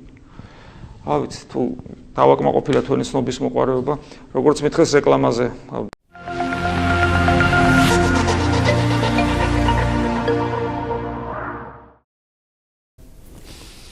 ჩვენ კვლავ პირდაპირ ეთერში ვართ და როგორც მითხეს ზარია პირდაპირ ეთერში. მოგესალმებით, მამაო თეოდორი, დამლებს. ქრისტე შეგვეციოს. მამაო, აი ასეთი შეკითხვა მაქვს, აი ჩემი შვილი, 8 წლის ბიჭი არის სტიქაროსანი და აი თხოვს კიდეს რომ აი ხუცულიო მასწავლეო და სწავლობს კიდეც ხო და რა მასწავლეო? მასწავლები საყვედურობენ რომ ასე არ შეიძლება ბავშვის უფლების დარღვევა არის რომ ესე ყველანაირად ქრისტიანულად რომ იმაშობითო და აი კიდეს სრული გვაქვს რომ აი სკოლის შემდეგ გადადეგებზე მონასტერში აი და რაღაც არ შეიძლება ბავშვზე ასე ისე ასეთი მე ვერ გავიგე რა მასწავლეო ბავშვი რა სიტყავს? ხუცურის იმაშობა რა სწავლობს ხუცურის კითხვას ხო ძველი ქართული და რა მოხდა მე ისწავლოს? არის მოწოდებული ბავშვი ამ ხრივ და ხა რატო რა ვიცი რატო არის დაუშვე ბავშვის უფლების დარღვევა ხო და არ შეიძლება არაფრით რომ რაღაცა ერთი კუთხით ასწავლი და ერთი მიმართულებით რა იმიტომ რომ თვითონ დააირჩიოსო მერე ორა თუ ბავშვი ითხოვს არჩევა რა არის ბავშვი ითხოვს საერთოდ ხო და მე სახელმწიფოელი ხო ვალდებული ვარ რომ ამ სტიქაროსანი ვარ და უნდა ვასწავლო ქრისტიანობას ვასწავლე ხა ცუდი რატომ უნდა ვასწავლო ხო გასაგებია საერთოდ ბავშვთან დაკავშირებით მთავარი არის რომ ბავშვი არ ვიძალადოთ არის ხოლმე თქვათ ეხლა მე მინახია სამწუხაროდ არც ისე იშვიათად როგორ ძალადობენ მშობლები ბავშვებზე სულიერი თვალსაზრისით და გონიათ რომ კაის უკეთებენ ეს არის ძალიან ცუდი მაგრამ თუ იმიტომ რომ სადაც კი თავისუფლება ილახება რა დონეზეც არ უნდა იყოს ნუ ეხლა თუ არ ჩავთვლით 2 წლიდან უკვე შეიძლება ასე ითქვას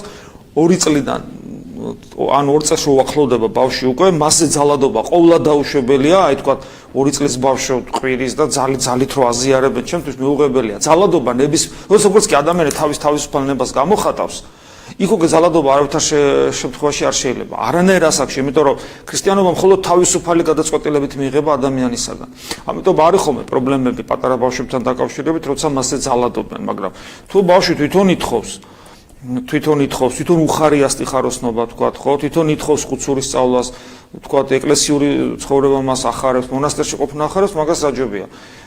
ოღონ ეს ნორმალურაც არის, მაგალითად, ძველად საქართველოში თუ არ ვცდები სჯულის კანონში, საქართველოს ეკლესიის სულის კანონში ისიც ეწერა, 8 წლამდეო ბავშვები იმედავითნებენო, ან უფრო პატარების მედავითნებდნენ. იყო ესეთი პერიოდი საქართველოში საბედნიეროდ. ხო, ანუ მაგრამ აქ არის ერთი მომენტი კიდე, რომ სტიხაროსნობა რა არის სტიხაროსნობა? ანგელოსთან დასია ფაქტიურად და ძალიან ხშირად ეს უკვე ზოგადი პრობლემაა ჩვენი ეკლესიის, როდესაც ღვთისმსახურებისას დაკარგულია კრძალვა და შიში ღვთისადმი და ღვთისმსახურება არ არის ისეთი როგორიც უნდა იყოს ამის ცუდ მაგალითს ჩვენ თვითონ სასულიერო პირები ვიძლევით ხოლმე როცა ჩვენ უგზალულად ვიქცევით ღვთის წინაშე ხანდახან ეს უგზალველობა ლაზღამდარობამდეც კი გადადის ეს არის ყოვლად მიუღებელი და ის ბევრი ცუდი რაც ხდება ჩვენთან თუ რამეს დავინახავთ ცუდს ეკლესიაში მხოლოდ აქედან იწყება ყველაფერი ეს არის საწყისი უგზალველობა და ღვთის შიშის არქონა საკურთხეველში და ძალიან ხშირად თუ საკურთხეველში ამგვარი რამ ხდება, იქ ბავშვის გაკარება არავითარ შემთხვევაში არ შეიძლება, იმიტომ რომ ბავშვი ღრუბელივით არის ისრუტავს. ბავშვი საკურთხეველში უნდა ხედავდეს ღვთისმოშიშ მღვდლებს, რომლებიც კრძალვით, ვითარცა ანგელოზნი, ვითარცა სერაფიმნი, ვითარცა ქერუბიმნი დგანან ტრაპეზის წინაშე და ისინი შინაგანი კრძალვით მსახურებენ ცოცხალი ღმერთის წინაშე, ამას უნდა ხედავდეს ბავშვი და ასე აღიზარდოთ. თუ ეს არ არის საკურთხეველში, მაშინ მე მაგალითად ჩემ შვილს ეგეთ საკურთხეველს, ეგეთ საკურთხეველში სტიხაროსნობას არ შეუშვებდი და არ გაუშვებდი, რომ სტიხაროსანი ყოფილიყო იქ, სადაც ამას არ დაიმ. ყველაზე მთავარი ეს არის. ეს არის ყველაზე მნიშვნელოვანი. როცა ეს არ არის, ცუდ მაგალითს იღებენ, მე პატარა ბავშვები ძალიან ხშირად სათამაშო მოედნად დიდ ტაძრებში განს მე მინახავ როგორ თამაშობენ პატარა სტიხაროსნები დაჭირობანას დიდ ტაძრის საკურთხეველში.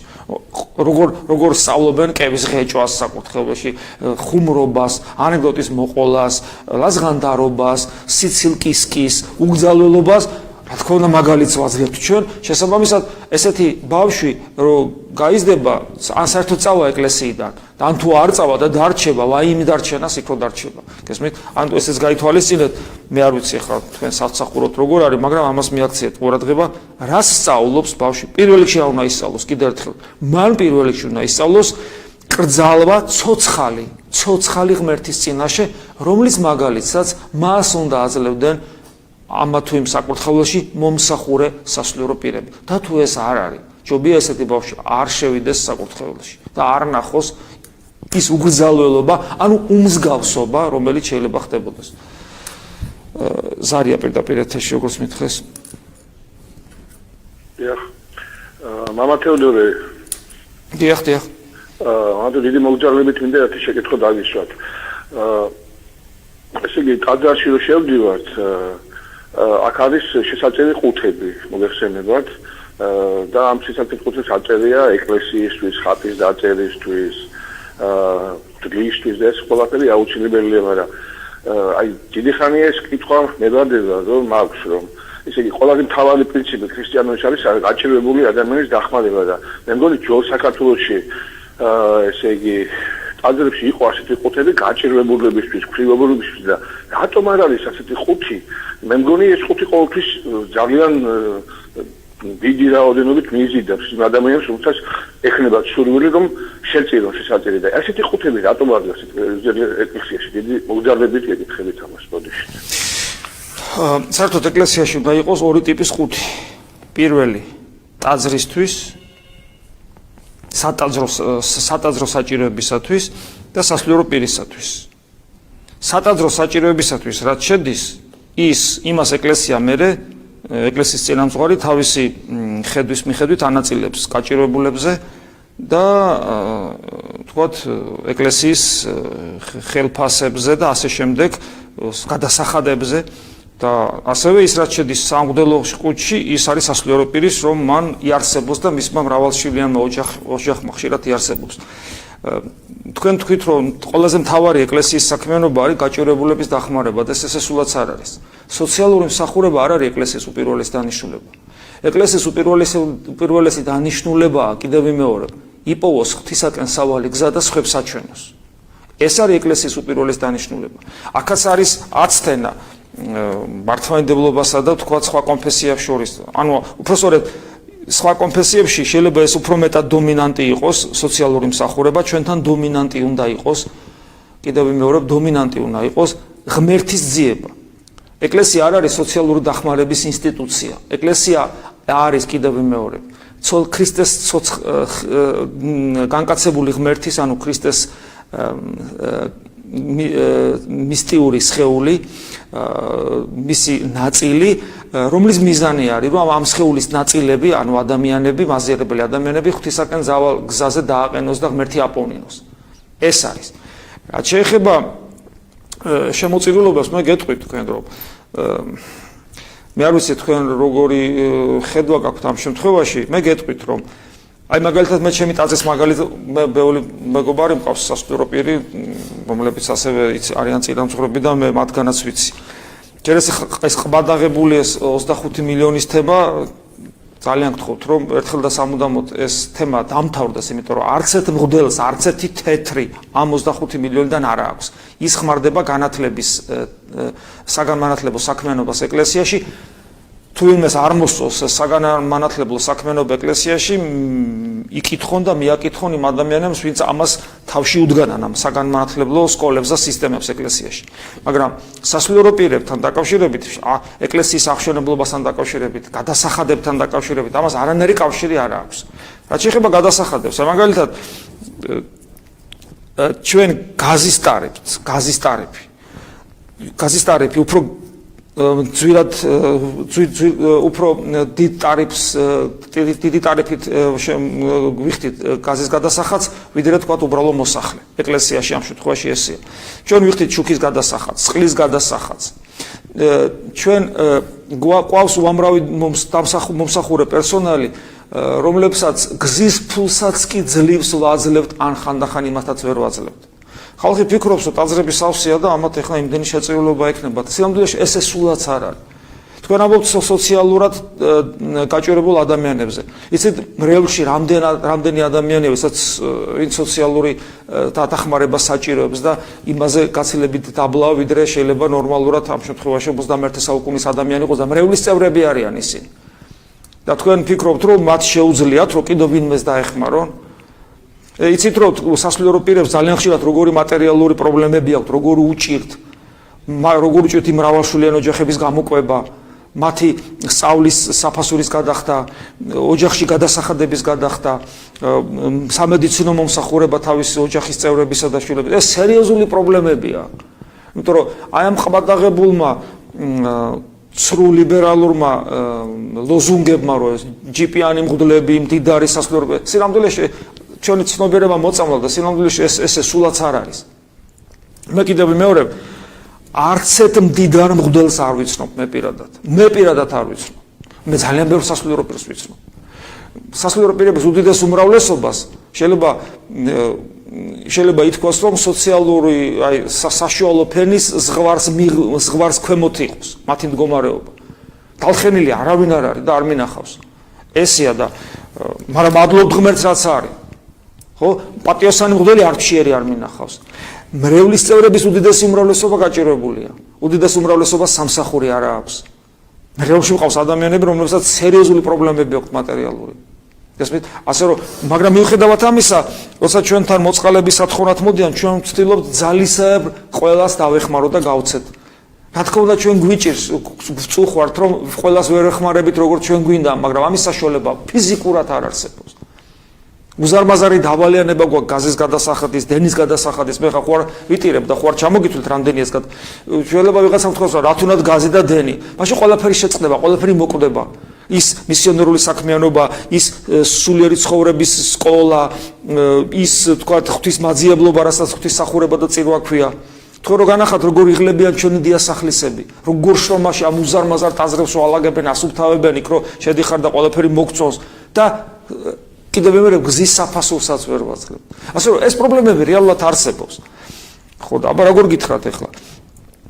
და ის რო თქვა დანაწილდეს ეს ხუთები ამის მე მაგალითად არ მომწონს ამის ხუთი, იმის ხუთი, ამ ხატის ხუთი, ღალობლის ხუთი ეს უნდა განაწილდეს ეკლესიის წინამძღვრის მიერ ის პასუხისგებელია ღვთისა და სინდისის წინაშე და ამას ღმერთი მოკითხავს როგორ და რანაირად იქნება და დანარჩენი ესე არის როგორც არის და დანარჩენი ის რომ თქვა სოციალური დახმარება არის მთავარი ეს არ არის მთავარი ჩვენი მთავარი ფუნქცია სხვა რამეა დავანახოთ ღვთისაკენ სავალი გზა პირადი მაგალითით და მაგალითად ეს რო ჩემი სიტყვები რო სახარებით გავამყარო გაგახსენებთ ერთ ადგილს როდესაც ცოდვილი დედაკაცი თავის ყველაზე ძვირად ღირებულ სასკი ოჯახში ჰქონდა 300 ტალანტ დრაქანის ღირებულების ნელსაცხებელს რომ გატეხავს შემოსრავს და ციხის ჭურჭელში იყო და მაცხოვარს დაასხავს მოციქულები უკმაყოფილებას გამოხატავენ მე ყველა დაწყნარდება გარდა იუდასი და ყველაზე მეტად იუდა წუხს არ ჯობდაო რომ ეს გლახაკებისთვის დაგვერიგებინა უფლის სიტყვები ძალიან უცნაურად შეიძლება ჟღერდეს ამ კუთხით რომ ეს არის მისიონერული რომ ესე იგი ეკლესიის თავარი საქმიანობა სოციალური დახმარება გლახაკები ყოველთვის თქვენთან არიან მაგრამ მე ყოველთვის თქვენთან არა ვარ ანუ ეკლესიის უმთავრესი დანიშნულება ქრისტეს მაძიებლობაა და მასთან ურთიერთობის სწავლა და არა სოციალური დახმარება სოციალური დახმარების და სოციალური პრობლემების მოგვარებაზე სახელმწიფომ უნდა იზრუნოს უპირველეს ყოვლის. ეს არის მისი საქმიანობა და ჩვენთვის ეს ყოველთვის მეორადია, თამდევია, აუცილებელია ესეც, მაგრამ მეორადი და თამდევი. როგორც მითხრეს ზარია პირდაპირ ეთერში. კიდევ ერთხელ დაგლოცეთ, მამა. ღმერთი შეგვეწირს. მადლობა დიდი. აი ეს მე ესეთი მოსაზრება გამიჩნდა ჩემი რა ვიცი რამდენად შეიძლება ესე იყოს ესე იგი წეღანდელ ზარზე მინდა ეს გამოვეპასუხო რა ეს მარკოზის სახარებაში როცა ამ კონკრეტულ ნათლობაზეა საუბარი ეს მგონია რომ აგერ მე-16 თავში რომ წერია რომელსაც წმენეს და ნათელი იყოს ცხონდეს და რომელს არ არწმენეს დაისაჯოს რო არის ანუ დაისაჯოს დასჯას თვითონ ზნას რა დაწურთვა რა რაღაცა კონკრეტულ დრომდე მე ესე მგონია რაღაცა პერიოდით რომ დაისაჯოს ის არის დასჯილი გარკვეულ მომენტამდე და არა შეგვეძლო ყოფილიყო უბრალოდ რომ ყოფილიყო თარგმანში ჩაედოთ არ ცხონდეს ან ვერ ცხონდეს მაგრამ მაგ არ წერია აქ წერია დაისაჯოს და მე მგონია რომ ეს ქართველებმა რო ვერ გაიგონ ეს გულდასა ესა მართლა გულდასაწყვეტიან ახლა რუსებს და სხვა ეროვნების ხალხს შეიძლება არ ესმით და ამიტომ ცოტა ქართული მათთვის აი ქართველებზე მწყდება გული რომ ვერ იგებენ აი ამ სიტყვის დაწურთვას რომ დაისაჯოს და არა ვერ ცხონდეს აბსოლუტურად სხვადასხვა არის მე ხო და ყოველ შემთხვევაში მან წერია რომელსაც არ არწმენეს და მუცელში მყოფი ბავშვი რას რწმუნებს ანუ იქ მისი პიროვნული პასუხისგებლობის საკითხს ვერ დავაყენებთ საერთოდ გასაგებია რომ თვითონ ცხონების პრინციპია აქ აი ცხონების პრინციპი ჩვენ როცა გვესმის რა არის რა თქმა უნდა ბევრი რაღაცა უფრო გასაგები ხდება ცხონების პრინციპი რატომ ვერავინ ვერ ცხონდება ძე ღმერთის გარეშე განკაცებული ღმერთის გარეშე რატომ ვერავინ ვერ ცხონდება იმიტომ რომ ცხონება ნიშნავს მამა ღმერთის მარჯვნივ ყოფობას უფალნი ამბობს სადაც მემნებავ სადაც მე ვარ იქ მინდა რომ თქვენ იყოთ და როგორ შეიძლება იყო ყოვლადწმინდა სამების წიაღში თუ არა ძე ღმერთთან ზიარების გარეშე იმიტომ რომ ჩვენი სამყარო არო წარმოვიდგინოთ ერთ სფეროთ სადაც ყველანი მთელი ქმნილება ამ სამყაროშია მათ შორის ანგელოზებიც დემონებიც ადამიანებიც მატერიალურიც არამატერიალურიც ყველაფერი ქმნილ სამყაროში ვართ ერთ სფეროში ვართ ღმერთი არის ტრანსცენდენტული სამყაროს მიღმერი ის არის სივრცის დროის მასის და სულიერი ენერგიის და პიროვნული არსებების მიღმიერი, ანუ ყველაფრის მიღმიერია ღმერთი და ჩვენსა და ღმერთს შორის კავშირი არ არსებობს. პირდაპირი კავშირი, იმიტომ რომ სამყაროს მიღმიერია, მაგრამ ღმერთის ბუნება არის არა მარტო არსი ღვთაებრივი, არამედ ღმერთის ბუნება არსიდან გამომდინარე საღვთო ენერგია. და საღვთო ენერგია გამსჭვალავს ქმნილ სამყაროს. ეს ერთი და მეორე თავად პიროვნულად ღმერთი პიროვნებას ბუნების მიღმიერი მოქმედებაში წალუց ეს ძალიან ცოტა სიღრმეებში არ მინდა ეხლა ჩავიდე ამის დრო არ არის პიროვნულად ღმერთი შემოდის სამყაროში თავის ბუნების მიღმიერად მოქმედებს და საღვთო მადლის მიერ ან სულიწმინდის მადლის ყოველდღიურად ქალწულ მარიამზე გადავიდა იღებს თავის პიროვნებაში აქცევს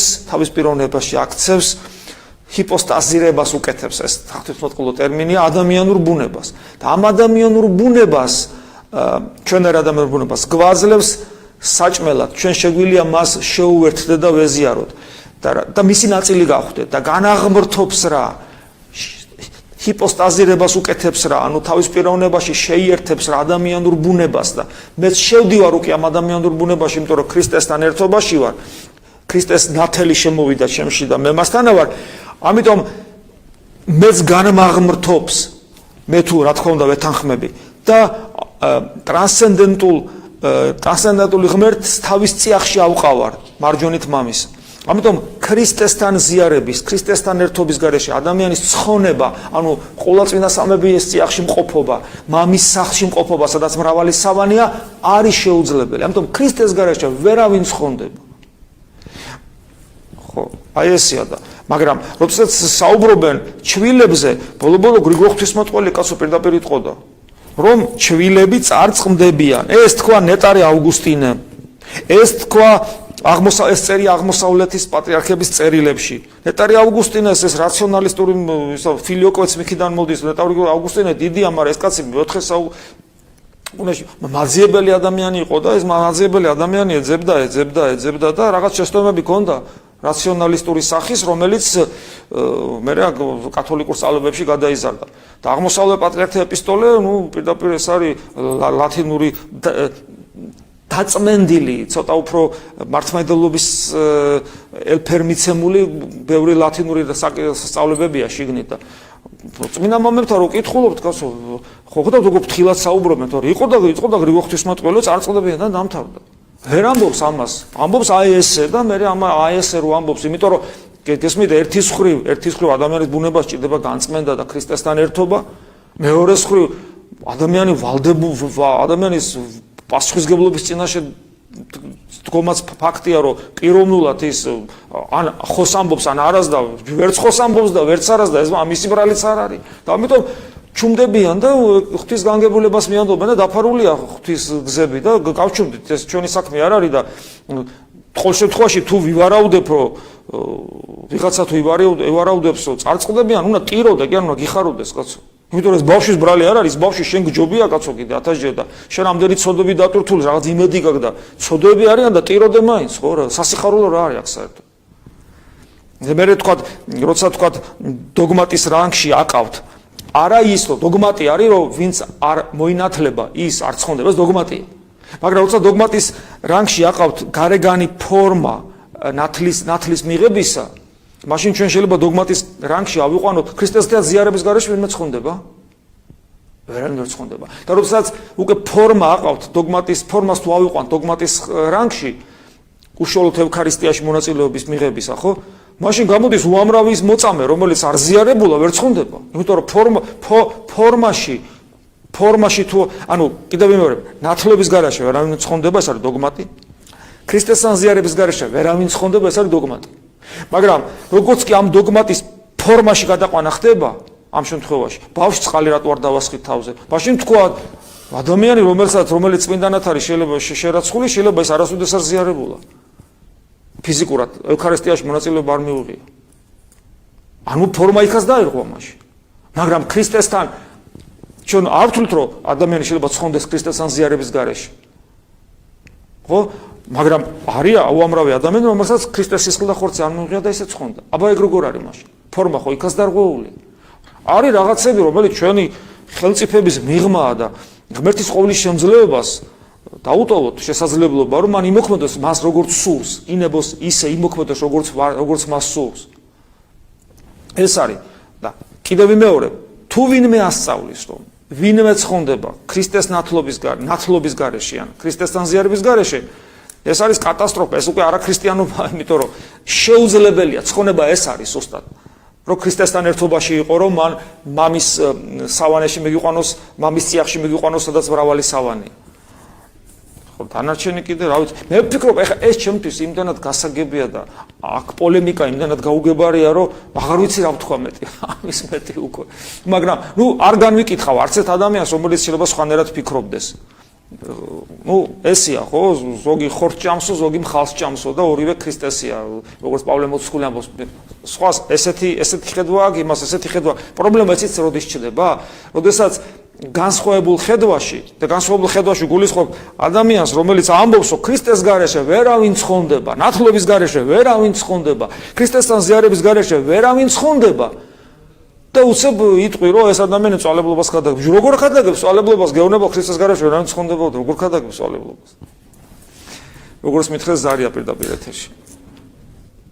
ამაჟო დაგმოცით მამა. ერთი შეგვეციოს. მამა ყოველთვის უყურავთ თქვენს გადაცემას და ყოველთვის სინანოში ვაძებ დავხსნე სტოლის სული გიჩდება ხოლმე. რამოდენიმე შეკითხვა მაქვს მამა. ოღონ გამოკვეთილად თქვით, თუ ცუდად ისმის თქვენი ხმა. რამოდენიმე შეკითხვა მაქვს მამაო. დიახ. რას გეტყვით გზაში მოყვაზე მამა ბასილის შესახებ? რამდენადაც ვიცით საქართველოს საპატრიარქომ მას ჩამოართვა უფლება სასულიერის მოღვაწეობის და ხშირად სამწუხაროდ საბედნიეროდ ალბათ თქვენ გავცეთ ამ ტიპზე პასუხს ტელევიზორში გამოდიან ამა თუ იმ თოქ-შოუებში თანამედროვე სასულიერო პირები ამასთანაც მაგალითად იყო ნარკოტიკოს საშუალების მომხმარებელი სასულიერო პირი რომელსაც რეკლამას უწევენ ასე იყო ადამიანი რომელიც შვილიც არის მოდელი რომელიც გამომწვევ ფოტოებს იღებს და ის მამაო სასულიერო პირი შეულებრივ დავიყოს ამ ყველაფერს და ესეთ ადამიანის სასულიერო პირების შესახებ რაც გეტყვით და რაც ახსენეთ შეცდა გაბნეულები ვართ და თქვენ უფრო მეტად კომპეტენტური ადამიანები და შესაბამის პასუხსაც გავუწევთ. საერთოდ რთული თემაა ჩემთვის, როცა პიროვნებებზე საუბრობენ, ძალიან მიჭირს საუბარი, ჩემთვის მაგალითად კალავიშვილზე ბრძანეთ ხო გდანში რომ არის ჩემთვის ტრაგიკული პიროვნება, იმიტომ რომ ადამიანს როცა მღვდლობა ჩამოერთმევა, ეს არის ძალიან მძიმე და ტრაგიკული შემთხვევა ჩემთვის, იმიტომ რომ მღვდლობა ჩემთვის უზურპასესი რამეა. მღვდლობა ეს არის ჩემთვის შესაძლებლობა, რომ ქრისტეს მოწაფეობა ამგვარად შემძლო და ქრისტეს საქმის გაგრძელება ანუ ქრისტეს ჩვენ ყველანი ქრისტეს საქმის გამგზელებლები ვართ, ყველა ქრისტიანი მიუხედავად ჩვენი იერარქიულობისა, მაგრამ მღვდელს ეს განსაკუთრებულად ევალება და ეს ჩემთვის, რა ვიცი, დიდი შესაძლებლობაა ქრისტესთან ურთიერთობისა და ძალიან ძვირფასია ამიტომ და თუ როცა თქვა ვინმე კარგავს ამ შესაძლებლობას, მღვდლობას და ეკლესიის ორგანიზმიდან მოკვეთილი ადამიანი მღვდლობიდან ამით უმეტეს ამ შემთხვევაში ან მოკლედ როცა ადამიანი კარგავს მღვდლობას ეს ჩემთვის არის ძალიან მძიმე ტრაგიკული შემთხვევა და მხოლოდ სიბრალული მაქვს და აბა რა გითხრათ ახლა მე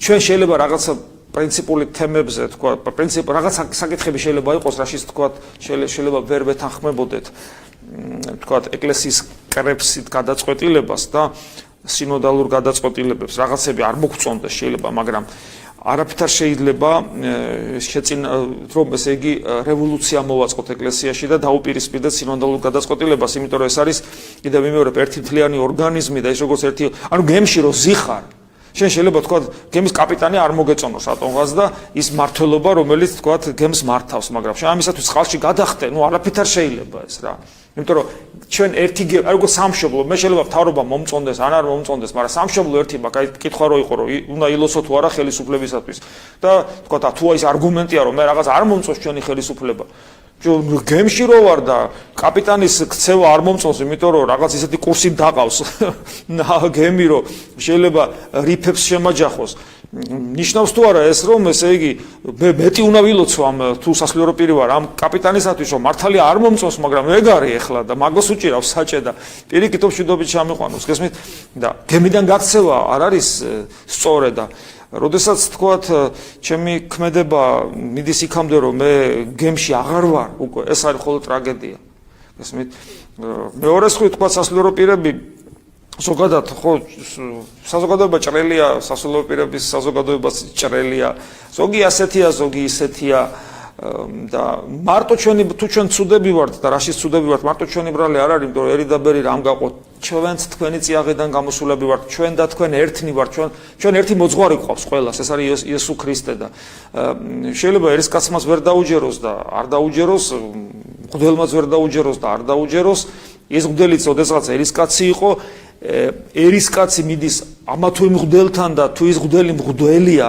ის გარკვეულწილად ერისკაცის დამსახურებაც არის იმიტომ რომ მე თუ მრევლი მყავს ესე იგი მრევლი მე მიწნარებს მე თუ ცუდად ვიქცევი და მრევლი მაინც მიწნარებს ესე იგი მრევლის ბრალის არის ბაბრმას აეკიდაო და ამიტომ ეს არ გამოვა რომ ჩვენ ერთმანეთსგან თითი გავიშვიროთ იმიტომ რომ თუ შავდება და თუ ფუჭდება ყველა ერთად ვაფუჭებთ ერიცა და ბერიც და თუ კეთდება ყველა ერთად ვაკეთებთ ერიცა და ბერიც თუმცა მე ამავე დროს ვიტყვი რა თქმა უნდა რომ რადგან თქვათ უფალმაინება და იერარქიაში დაგვადგინა პასუხისგებლობა ჩვენზე მეტია მე ბოდის გიხდით თუ პასუხი ზუსტად ვერ გავეცი იმიტომ რომ ცუდად ისმოდა თქვენი ხმა და რაც გავიგე იმაზე პასუხი გაგეცით მე როგორც მითხეს ზარია პირდაპირ ეთერში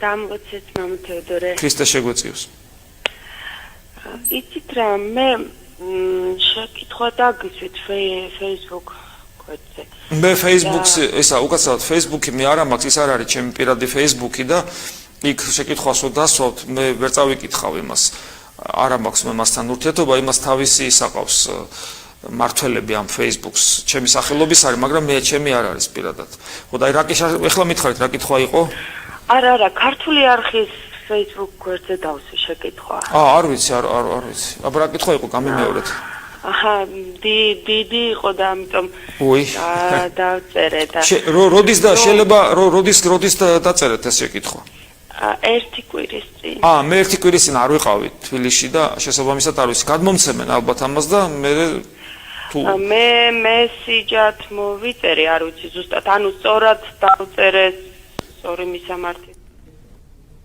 ვერ გეტყვით აბა როგორ გითხრათ ახლა ამ შეკითხვის შეიძლება მოკლე შინაარსი ცოტა ბევრია და არა ბევრი მაშინ ისა თქვენ მოკლედ თუ შეგიძლიათ მითხარით მე რაღაც მე თქვა ვცლად მე წავიკითხავ და პასუხსაც მე ვცლად მე გაგცემთ რას ეხებოდა საერთოდ რა თემა იყო ემიგრანტებთან დაკავშირებით იყო ანუ თქვენ ისაუბრეთ ერთ-ერთ გადაცემაში რომ ემიგრანტებს კი ვეუბნებით ჩამოდით აქ მაგრამ ჩვენ რას ვახვედრებთ ხო და ნუ აი ამ ფრაზამ ჩემში დაბადა შეკითხვები და ის დავწერე იმიტომ რომ რაღაცნაირად ვერ გავიგე ეს დახვედრების მომენტი იმიტომ რომ ანუ მე მგონია რომ ისინი თანაბრად არიან ვალდებულნი და ერთად უნდა და ავაშენოთ ანუ მათ მე მეგონა რომ ჩვენ კი არ უნდა დავახვედროთ მათაც ჩვენთან ერთად უნდა ააშენონ ქვეყანა და აი ცოტა ვერ გავიგე ეს მომენტი და აი დასაგებია მე მაშინ მე თუ მომაწვდიან იმ კითხვას მე ვეცდები რომ ამ კითხვაზე მე უფრო დაწვრილებით გავსე პასუხი მე მოკლედ მე ჩემ პოზიციას კიდევ ერთხელ დავაფიქსირებ და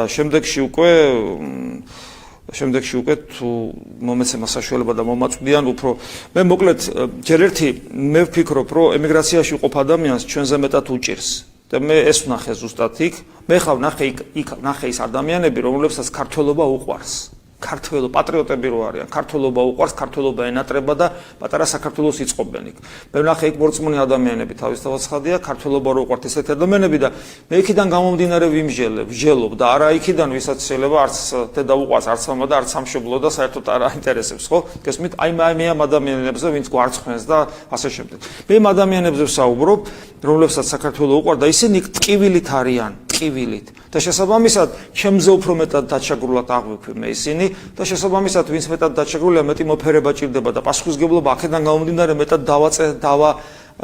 დავადე საკუთარ თავს რომ ჩვენ რას ვახვედრებთ იმიტომ რომ ჩვენ რომ ჩამოდის ეს ადამიანი და ჩვენ აქ აგრესიას შეურაცხყოფას ხო გეუბნებით ქუჩაში მანქანით სიარული აი ნებისმიერ მამაკაცს გეტყვით ამათ ქუჩაში მამაკაცისათვის საჭეზე ჯდომა და სიარული გვერდზე როცა ცოლ-შვილი უზის არის პრობლემა იმიტომ რომ ყოველწუთი შეიძლება ვიღაცა უკულტურო ადამიანმა საშნელი შეურაცხყოფა მოგაყენოს შეგაგინოს და შექმნას კონფლიქტური სიტუაცია გესმის ეს იმდენად ხშირად ხდება რომ უბრალოდ ეს მარტო და ეს ამაში ჩანს ჩვენი შინაგანი მდგომარეობა ჩვენი ერის ეს ერთი მეორე სამშობლო არის ის რაც ჩემია და აი რასაც მე ვეკუთვნი და ძალიან ხშირად ჩვენს ქვეყანაში ჩვენს რეალობაში დაკარგულია იმისა რომ რამე ჩემია აქვს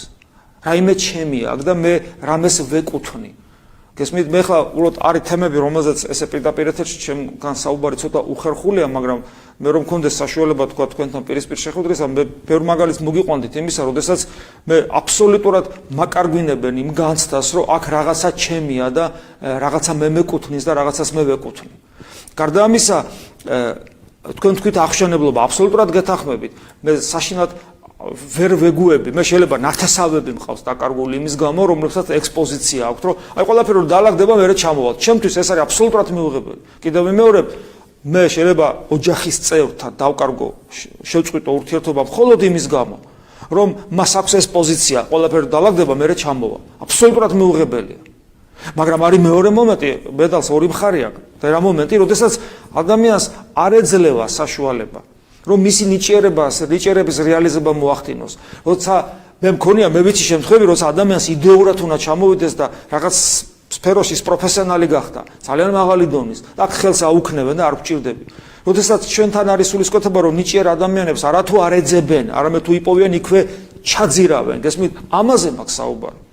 როდესაც საკუთარ სოფლის მეურნეობას ესე იგი ბოდიში და ჩაოხრებ უკაცრავად ამ სიტყვაზე გააუბედურებ და იმის გამო რომ რაღაცა კლანური პრინციპით ვიღაცები მდიდებიან იქ უცხოეთიდან შემოგაქ რაღაც რომ ამდოს ქართველი გლეხი ესე იგი ესე ნადგურდება და ქართული სოფელი ანუ პოზიციებზე რომელიც უნდა გამოსწორდეს რომელსაც რაღაცა უნდა ჩვენ ყველას გვაქვს ვალდებულება და პასუხისმგებლობა ყველას მაგრამ განსაკუთრებული პასუხისმგებლობა აქვთ სასულიერო პირებს და ხელისუფლების წარმომადგენლებს და ამიტომ როდესაც ჩვენ ვლაპარაკობთ აღშენებლობაზე პასუხისმგებლობაზე პირველ რიგში ჩვენზეა ეს პასუხისმგებლობა ჩვენ რა გარემოს ვუქმნით ამ ადამიანებს და მერე მოვთხოვოთ რომ ვეუბნებით ჩამოდი მე უნდა დავახვედრო აქ რაღაცა აი მაგალითად თქვა ვიღაცა რომ იყოს თქვათ მე ხა ეკლესიის მაგალითს ვიტყვი ვიღაცა რომ იყოს თქვათ რომელიღა აი არიზონაში წეგან ვახსენე არიზონას ან ათონის მონასტრის წევრი საძმოში და მე რომ მას უთხრა ისე ჩამოდი აქ შენ მე აქ მონასტერი ხონა დავახვედრო ისეთი რომელიც ცოტათი მიმსგავსებული იქნება იქაურობას ხო ანუ იქ სულიერი გარემოდან ჩამოვიყვანო და აქ მე კაცი ადამიანი გავაგიჟო სადაური წესია არ არის ჩემი პასუხისმგებლობა ამაზე მაქვს საუბარი ზუსტად შეიძლება ვიღაცამ თქვას რომ ჩვენ ეს არ შეგვიძლია ჩვენ შეგვიძლია აქ დიახაც ისეთი მონასტრები გქონდეს როგორიც არიზონაშია როგორიც ათონზეა შეგვიძლია იმიტომ რომ რატო შეგვიძლია იმიტომ კი არა რომ ძალიან მაგრები ვართ იმიტომ რომ ჩვენს ეკლესიაში ისევე არის ღვთისმადლი როგორც ათონზე და არიზონაში ისევეა ღვთისმადლი ქრისტე რამ გაყო ჩვენ ერთი ეკლესია ვართ ესე იგი თუ არ არის ისეთი მონასტერი როგორც იქ მაშინ ეს მხოლოდ და მხოლოდ ჩვენი ბრალია და მე არ მაქვს მორალური უფლება უთხრა ჩამოდი აქ და აი მონასტერში იცხოვრე სადაც ნუ ისეთი განსხვავება მასა და იქაურს შორის როგორც სადა დედამიწა და ყველაფერი რაც აქამდე გისწავლია და რაც ყველაფერი შეგიძინა ყველაფერი დაკარგო იქ იმ სიტუაციაში იმიტომ რომ არანაირი პერსპექტივა არ აქვს ხო შენი სულიერი განვითარება გაგრძელდეს ყველა პერსპექტივას იქვე ჩაგიკლავთ როგორ უნდა დაუძახო როგორ უნდა ჩამოვიყვანო ეს ერთი კონკრეტული სფერო და შეიძლება ეს განმაზოგადოთ აი დაახლოებით ამაზე ვსაუბრობდი რომ ის ადამიანები მე უფრო შემეცოდნენ ვიდრე საკუთარი თავი მათ დავინახე როგორ უყვარდა ენატრება სამშობლო და შესაბამისად თქვი რომ ჩვენ უნდა შეუქმნათ ის პირობები ამ კუთხით, როგორც ეხლა ვსაუბრობდი, რომ მათ კონდეთ სურვილი, რომ ჩამოვიდნენ. თორე მათ სურვილი აქვთ, მაგრამ კიდევ ვიმეორებ, ჩვენ არ უნდა დავაფრთხოთ ისინი. ამაზე ვსაუბრობდი, მაგრამ არსებობენ ადამიანები, რომლებსაც აქვთ ეს განწყობა, ყველაფერი დაალაგდეს, მერე ჩამოვალთ.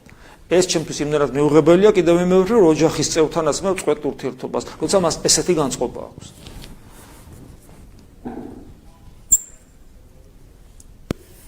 დაგულოცეთ მომოწეოდიო. გისმენთ, ღმერთმა დაგულოცოთ. ესე იგი მარკოზის სახარებაში წერია ასეთი რაღაცა რა, მეორედ მოსვლაზე ამბობს. ხოლო დღისა მისთვის ხმამაღლა თქვით არის მის. ხოლო დღისა მისთვის და ჟამის არავინ იცის, არცა ანგელოსა ჩათა, შინა, არცა ზემან, არამედ მამამან. ხო და ესე იგი რა გამოდის, თეოფილაკე უზარელი ამბობს, რომ დაუმალავ ამითიო რა, იცის ყველაფერი, მაგრამ დაუმალავ რა. ხო და მაშინ რა გამოდის? უილის ხო მართლა გასაგები. როცა ჩვენ აი მაგ ეპიზოდებს, რომელიც სხვადასხვა მახარებლებს აქვთ აღწერილი ეგ ეპიზოდი, ჩვენ ხედავთ ესეთ ტენდენციას მოციქულებში, რომ მაშინაც კი, როდესაც ისინი ხედავენ განსაცვიფრებელ გონებისათვის მიუწვდომელ საოცრებას, სასწაულს, ყდრთით აღდგარ მაცხოვარს, რომელსაც კი თან როგორ კი არ გაცოცხლდა უბრალოდ. ერთია როცა გაცოცხლდება, ხო თქვა, როცა აი ლაზარე რო გაცოცხლდა მაგალითად. ანუ კი არ გაცოცხლდა, არამედ მისმა ბუნებამ ტრანსფორმაცია განიცადა. სხვანაირი გახდა. და ეს მათ ხელშესახებად იგზნეს.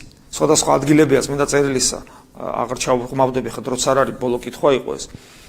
შესაბამისად ისინი მართლაც მარადიული სიცოცხლის მიჯნაზე დგანან. მარადიული სიცოცხლის მიჯნაზე დგანან. ეხებიან ამ მარადილ სიცოცხლეს. და მიუხედავად ამისა, მათი ინტერესების სფერო ვერ გამოდის ჯერ კიდევ მიწიერი რეალიებიდან.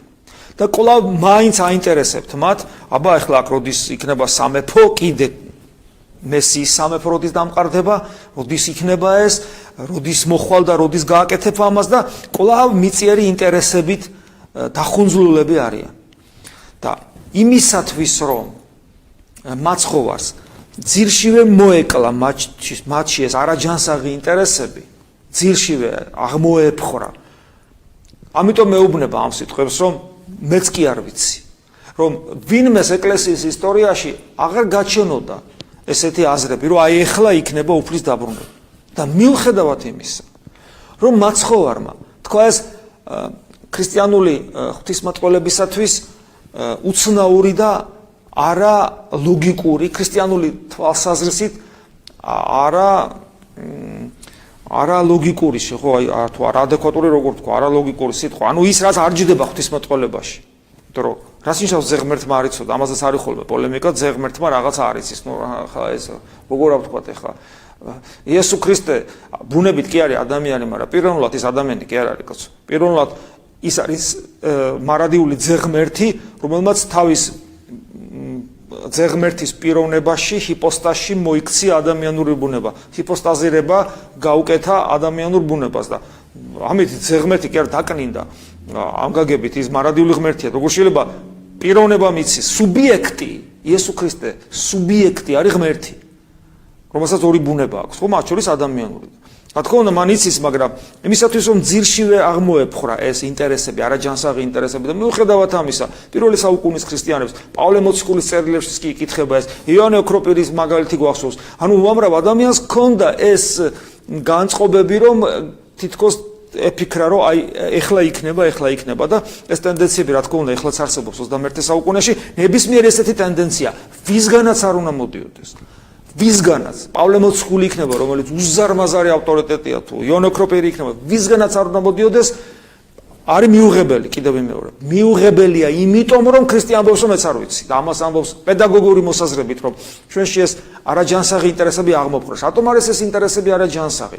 იმიტომ არის ეს ინტერესები არაჯანსაღი, რომ როდის დაბრუნდება უფალი, როდის დასრულდება ამ სამყაროს ამგვარი არსებობა, როდის გადავა მარადილ არსებობაში, მარადილ სიცოცხლეში, სადაც სულ ქრისტესთან ერთად ვიქნებით მამის წიაღში, აი და სულიწმინდის მადლით განღრთობილები, როდის დადგება ეს წამი, ამას მნიშვნელობა არ აქვს. ჩემთვის მნიშვნელობა აქვს.